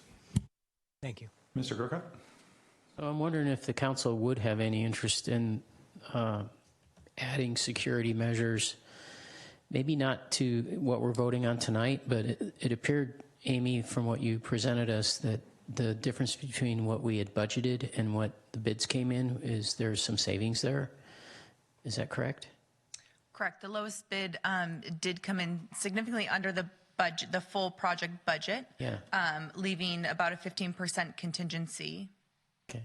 So, and Greg, I don't know how we would do this necessarily because it's not part of what was written into the our staff report and so forth, but is there any way that we could discuss that and possibly put that on to the project, even to have something come to the dais, or go to Parks and Rec first and be put on the dais to be looked at?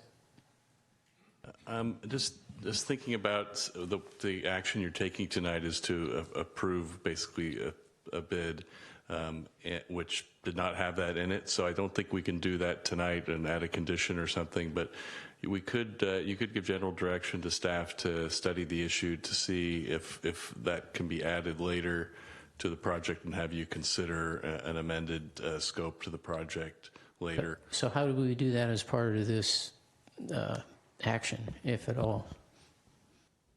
Wouldn't it, sorry to interrupt, but wouldn't it be just to propose a new agenda item for a future meeting? Yes. And maybe, Matt, could you give us a couple sentences on what the specific security concern are that you're looking to address? Sure. I think security cameras and something that would, I wouldn't want to put, kids through like metal detectors like at the airport, but certainly something that, if a kid's bringing in a backpack and, the things that are in the news, we have to be aware of that, right? We can't ignore that. So if a kid tried to bring in, some type of weapon or something, and it was in a backpack, I think, we would want to have something that would send off alarms with that kind of thing. So those are the two things that I'm thinking of, but certainly I would leave it to staff and the sheriff's department to look at all those things. I don't want to, write specifications for something, but I just think in general, as part of this process, and because you're going to be remodeling the building anyways, for it to be in part of that, even if it's an addendum, I think would be judicious.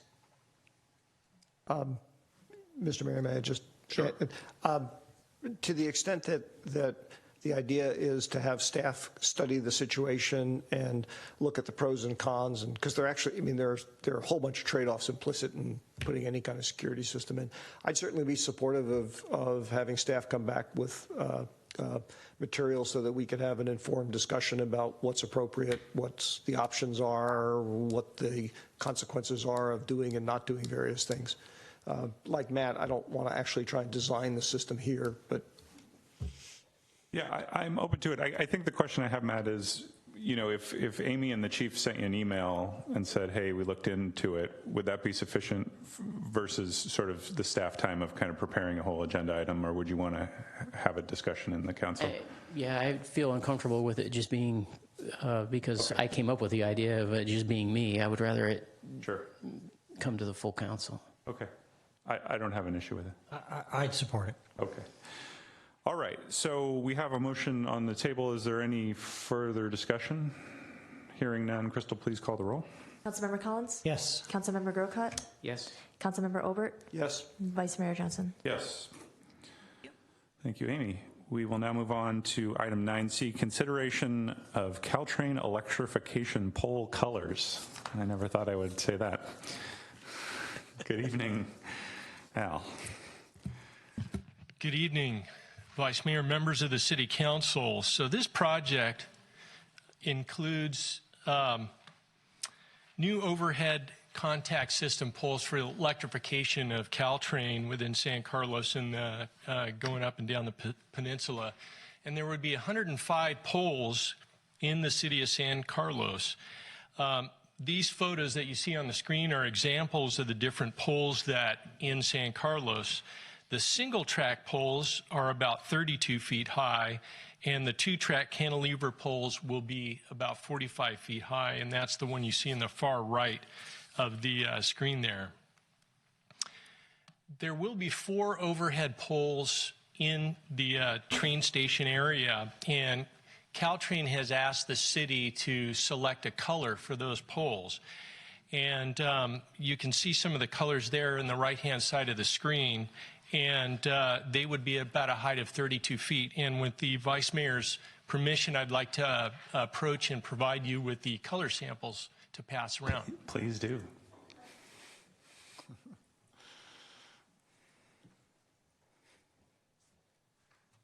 So in looking at the different color options there on the right-hand side of your screen, you see that the light green option is closest to the existing infrastructure color for the light standards and other parts of the infrastructure at the station.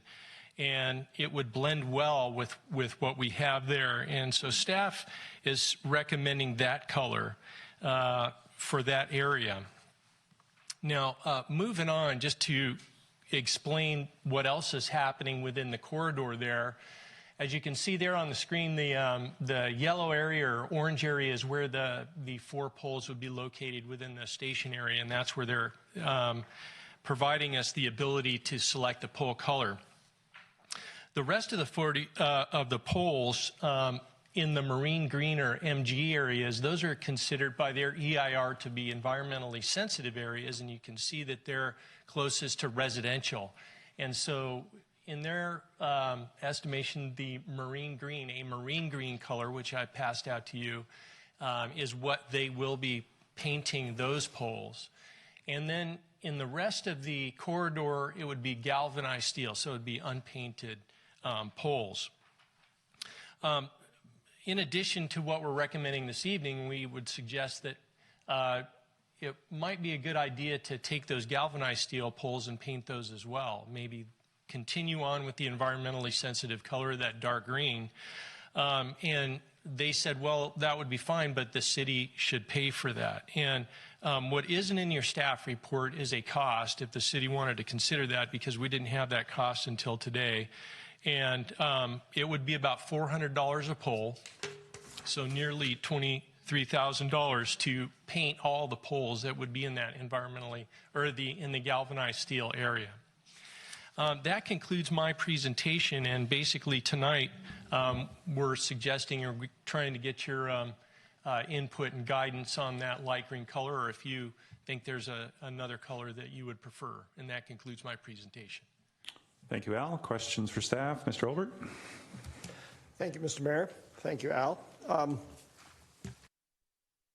I picked some other wild color, but I don't even know what some of them are by name, so I won't be able to do that. But I want to make sure I understand the context here. So these are the poles supporting the electrical power feeds that are going to power the electrified train system. That's right. Okay.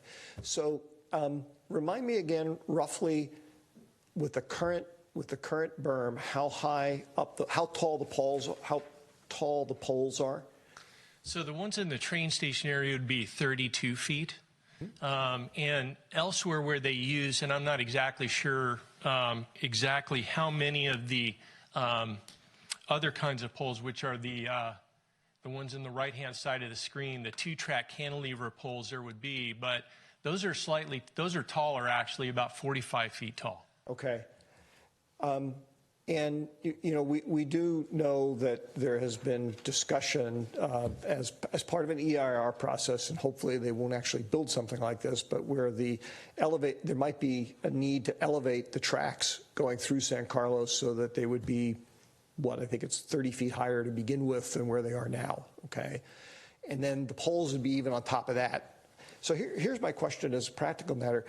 Was consideration given to actually picking a color that would tend to blend into the sky? Because when you're down on the ground looking up, you know, marine green is actually going to be pretty visible compared to like blue or gray or something. So I just wonder if that was considered. You know, I'm not quite sure. And what we've been able to kind of assess from it is actually from an EIR standpoint, they may have been thinking about the view from the hills down toward the station. Okay. And that the dark green would blend in with canopies of trees and things like that. When you look at it from above. Yeah, there's more trees in the residential areas. And you can kind of see that from this elevation. You see there's a little more green, especially in the right. You can see that where it kind of would blend in with the canopy of the trees. So that's what our assessment is of why they're doing it this way. Interesting. I hadn't thought about that. So in a sense, we've got two diametrically opposed competing color schemes that we're trying to tie into. One is it'd be nice to disappear against the sky, and the other is it'd be nice to disappear against the ground cover. Yes. Depending on where you were in town. Yes. Okay. I don't know where I am in this. I have to say that my instinct seems to be leaning more towards, I think it's going to be more visible to people walking around downtown rather than people up on the hills, because I don't know of too many people who spend time up in the hills staring at downtown. So, okay, thank you. All right, Mr. Collins. Thanks, Cameron. Al, I'm trying to remember on our Caltrain electrification meetings. Well, first of all, pole colors have never come up. This is the first time. But what has come up is tree trimming, tree removal, tree replacement. Have you gotten a sense of how many trees, how close will be planted along the side of the berm? So we're working on that. At least in our town? Yes, and we're working on that now for the San Carlos Transit Village project. We're working with the Greater East San Carlos neighborhood and the landscape architect for the Transit Village project on trees south of the train station. So we have a pretty good idea of how many trees would be planted to the south. Between 20 and 30 trees are available for that area. And we've been working with the neighborhood on the selection of the trees for that area. And then they're going to remove a number of trees all along the corridor for these poles. And we know that they're going to plant some trees to the south. They're not sure how many trees they're going to plant to the south yet. So that number hasn't been set forth yet. But we know they are going to plant some trees to the south, but we just don't have that number yet.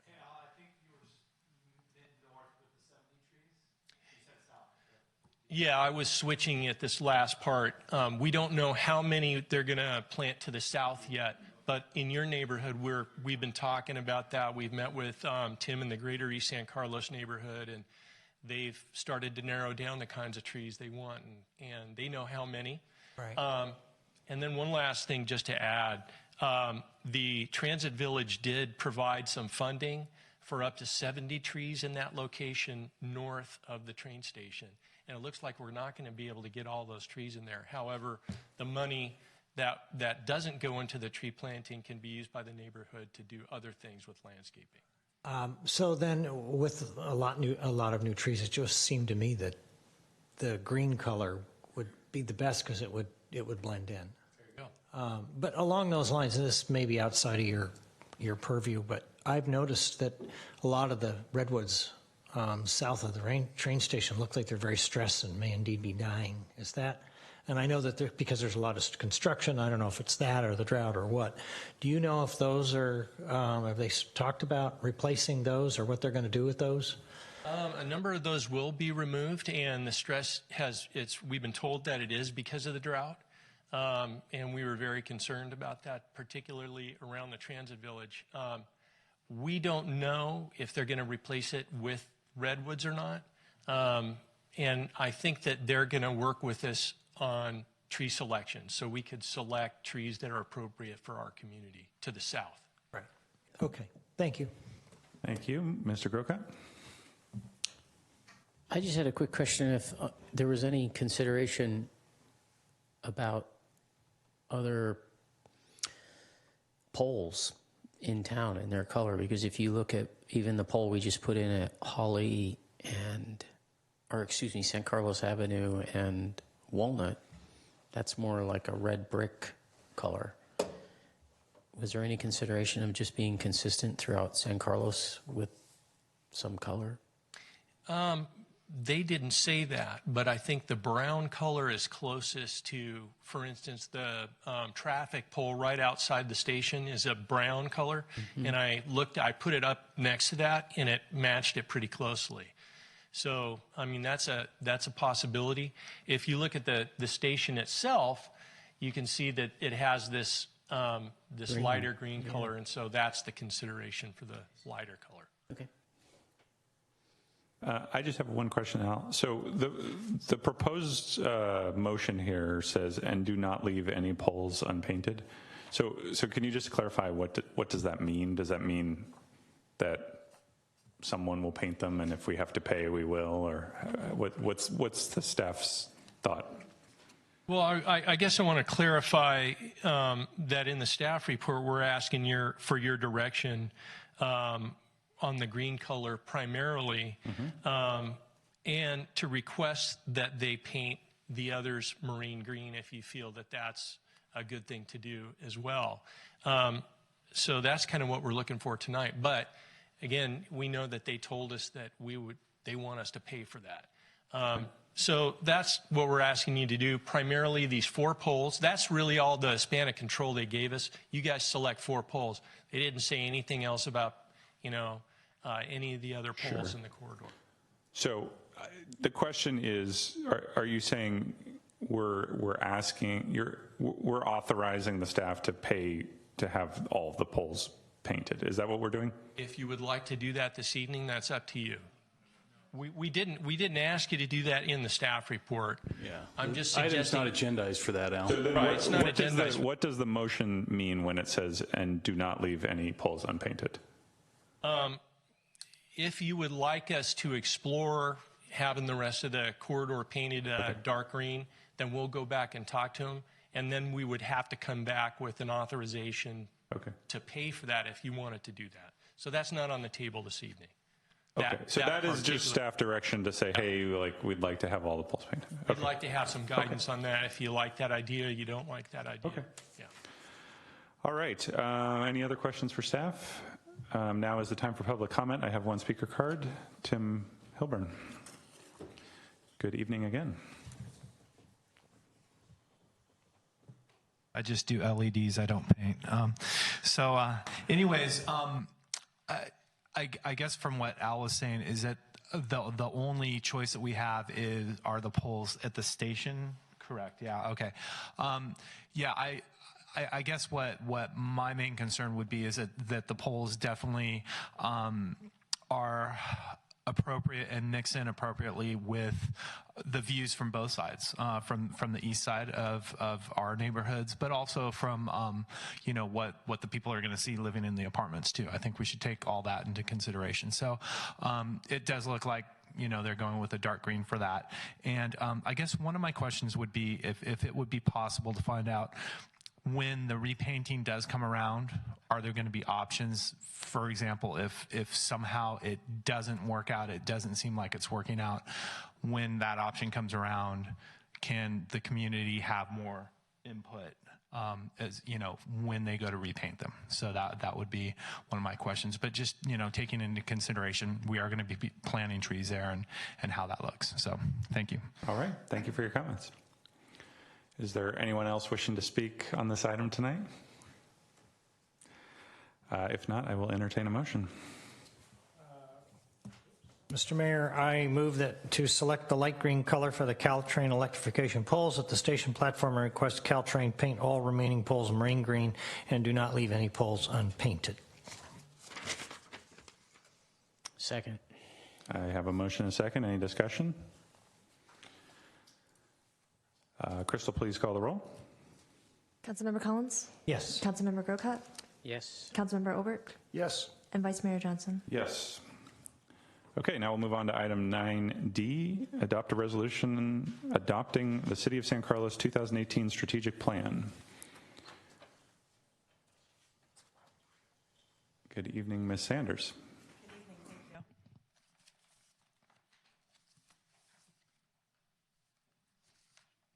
As the council recalls, on January 10th, the City Council and the executive team met with the facilitators to review the strategic plan from the last year and discuss goals and objectives for the next year, 2018-2019 strategic plan. Following that meeting on January 31st, the executive team and division heads met with the facilitators as well to review the changes to the plan as requested by the council and establish the work plans for each objective. The draft work plans are available in the tables that are attached to your staff report. As you're aware, the vision and mission statements did not change from the previous year. I have them up here. And I'll just briefly go through the objectives and let you know of some of the changes that were made. Under workforce below market rate housing, staff updated this objective. It previously read affordable housing goal. Now we're referencing workforce and below market rate housing. Also added a task to update the council and the community on changes to state law, and removed regional housing funding as that had not yet been established. Under the infrastructure objectives, we removed the sidewalk program task as that had been completed, removed champion state level funding for infrastructure as it's now considered part of ongoing operations. Also removed the task relating to the youth center, adult community center, as both of those have been completed. And a few other tasks under the complete infrastructure projects that have been completed include the Highlands Park Playground, City Hall, Corporation Yard, and the generators. And then we added several new projects under that infrastructure list, and that includes evaluate space needs for the EOC, construct the South Laurel parking lot, Shelford Drive slope stabilization, Alameda landslide repair, and El Camino rail corridor tree planting project. Under parking, some of those objectives were also modified as we had updated the citywide traffic study, the downtown traffic study, and we reported on that. So we modified this to address more of a citywide parking needs and remove that educate the council since that had been completed. Also relating to wayfinding strategies, that has been merged in with the parking objectives. And the task of encouraging use of alternate modes of transportation to reduce parking demand was removed, as it's also considered part of the city's ongoing operations. And then under the goal of public outreach, as you know, the redesign of the website and the agenda management system has been completed, so those were removed from tasks. And then objectives 1 and 3 were merged and reworded to reference use of community engagement tools. And new tasks were added to collect input from the community, engage in Nextdoor to review local government platform, and explore new opportunities for expanding social media. Under the public safety goals, as I indicated, we added exploring the EOC upgrade options, considered expanding use of automated license plate reader, and implementing a wildfire threat reduction plan. And then finally, we're almost there. Under traffic and transit goals, some of those were removed since they were completed with the Samtrans bus shuttle program.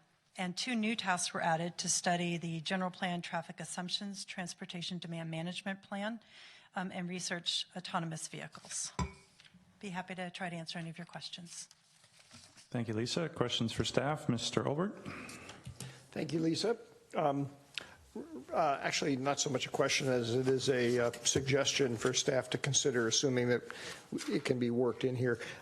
We just got finished earlier this evening seeing the results of the community satisfaction survey, and one of the things that kind of leaps out at one looking through it is people really don't like the idea of all of the high-density housing, the higher density housing being built in town. That may or may not be due to the dominating effect of the Transit Village project and Wheeler, but nonetheless, somehow the issue of working with the community to encourage understanding about how this is not, it's not just increasing higher density housing, it's meeting other important needs, I think needs to be addressed in here someplace, or we're going to get really off base with our community. It's great feedback. If the council would like, we can work on that at the staff level, and as you know, this comes back to you frequently, so we'll add it in for the next iteration. Nodding head, so I'll assume that everybody agrees. Any additional questions for staff? I will just say, my thanks to Jeff and the staff. I think the strategic planning process is working well. I think the high-level items that we identified map very closely to the needs identified in the survey. So that is, I think, a sign that things are working as they should. And I appreciate, I know the staff puts a lot of time into taking the high-level direction from the council and coming up with a specific work plan. So it's very much appreciated. Is there anyone wishing to speak on public comment on this item? If not, I'll entertain a motion. Mr. Mayor, I move to adopt Resolution 2018-29, a resolution of the City Council of the City of San Carlos adopting the City of San Carlos 2018 strategic plan. Second. I have a motion and a second. Any discussion? If not, Crystal, please call the roll. Councilmember Collins? Yes. Councilmember Grocott? Yes. Councilmember Obert? Yes. And Vice Mayor Johnson? Yes. All right, we have a couple of consent calendar items that were removed for separate discussion at the request of Mr. Grocott. The first is item 7E, adopting a resolution approving the CalPERS required salary schedule for fiscal year 27 through 2018. Would you like a staff report on this, or do you have any comments? I had voted no on it originally, so that's why I pulled it. Okay. Can I get a motion? Mr. Mayor, I move that we adopt, I guess just read the item. Adopt a resolution approving the CalPERS required salary schedule for fiscal year 2017-18 to include the adopted salary increases for the local 856 freight checkers, clerical employees and helpers union, International Brotherhood of Teamsters unit, the management employee group, confidential employee group, and the city manager. Second. I have a motion and a second. Any discussion? Crystal, please call the roll. Councilmember Collins? Yes. Councilmember Grocott? No. Councilmember Obert? Yes. And Vice Mayor Johnson? Yes. And then we have 7I, adopting a resolution approving the renewal and expansion of the street line parking management system.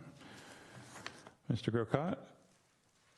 So on this item, we had received, council did, a letter from one of our residents talking about how there's no signage downtown to let people know that how the parking situation works. And I don't know if we can make it part of this agreement, but I think that it's a good idea to let people know how that works and have some signs around certain places on Laurel Street where we've got these, I call them hockey pucks, the things that are in the pavement. Because I just think I agree with Goss, who wrote to us. It seems only fair to let people know how that operates. Jeff, any thoughts on that? If it's, again, something the council's interested in, perhaps the staff will take that one back as well and turn it into a strategic planning item. That way it'll come back to the council in a future iteration as staff providing options to the council. If I may, Mr. Mayor, just because this issue actually came up once before when I believe a year or so ago, a couple of years ago, we got some objections from residents about they were being ticketed for taking too long in parking spaces, but the reason they were being ticketed is because over the years they had learned how long the CSOs took to do their routes, and they were basically, the space was for 2 hours, and they were there for 2 hours and 45 minutes because they knew that's how long they could stay there. And I recall Bob Grisilli saying at the time, and I think it still applies, we have signage, I think. It's called the parking signs. They're all over the place. It says these parking spaces are for 2 hours. And as far as I'm concerned, basically what we're doing is we have not changed the rules. We are using a more cost-efficient and effective means of enforcing the existing rules, and I don't see any reason to change anything. Now, if it's the case that there are some parts of Laurel Street which, unbeknownst to me, don't have an adequate amount of signage saying, hey, these are time-limited parking spaces, by all means, staff should fix that. But I don't think we need anything special because we've already got all the signage that we need. Thank you. Give your light on, Mr. Collins. Yeah, I'm sorry. No, Mark made my point. There are signs. Yeah, maybe we need more, but there are signs. The thing that I thought was intriguing about the email, I received it as well, is that, I think the goal is to encourage more frequent turnover of spaces. And we know, that parking in downtown is a big concern. So, if you were to amend those signs to say monitored electronically by street line parking, just as, you see signs that say, radar enforced speed limit and other things, that it might add additional credibility. And people might think, rather than as you said, hey, I'm waiting for the traffic enforcement officer do their rounds, it might create the perception that, hey, this is monitored electronically, and so I actually have to abide by the time limit. That might actually, on the margin, increase turnover in the downtown. So that was my thought. I thought it was a kind of an intriguing idea. But I understand that, and please don't accept this as being more than in sort of a friendly bit of humor, but maybe what we should do next is put up signs near the traffic lights saying, we really mean you to stop at the red lights. And right turn on red and say, by the way, you're really supposed to come to a full stop before you proceed. And we really mean it. Specifically, my recollection, at least in New York State, the reason that the speed limit signs had the radar enforced thing, there was some court case many, many years ago when radar was first introduced that they had to comply with to do that. I don't think that really applies to the parking situation. But in any event, if there are 3 people who want to see this, agendized and brought back, I'm not one of them, but by all means. All right. Let me just make another comment. I think, Cameron, that's a fairly reasonable compromise, provided that it's legal and it's not too costly, but I'd probably go along with that. It makes sense. Well, we can't make the decision now on what to do, but you can agendize an item if you want this to come back. I think it's a reasonable suggestion that we should look at. Let's put it that way. We'll add it to a future agenda for Do you to we take a have look at. 3 people who are in favor of it? I just want to make sure. 2. Okay, fine. I thought 3. Okay. With that, I still need a motion on 7I. I move approval on 7I. Do Second. I need to read the whole thing? No, I think that's sufficient. I assume there's no further discussion on this item. Crystal, please call the roll. Councilmember Collins? Yes. Councilmember Grocott? Yes. Councilmember Obert? Vice Mayor Johnson? Yes. Okay. I believe that is the end of our formal agenda tonight, and we have item 10A, which is council members' report on subcommittees, regional boards, commissions, and committees. Do I have anyone who would like to give an update tonight? Going once? Seeing none, we'll move on to item 10B, staff comments on city administrative business. Mr. Malfi? Nothing from staff this evening, Mr. Vice Mayor. All right. It's been a pleasure to chair the meeting tonight. Bob will be back in 2 weeks. Meeting adjourned.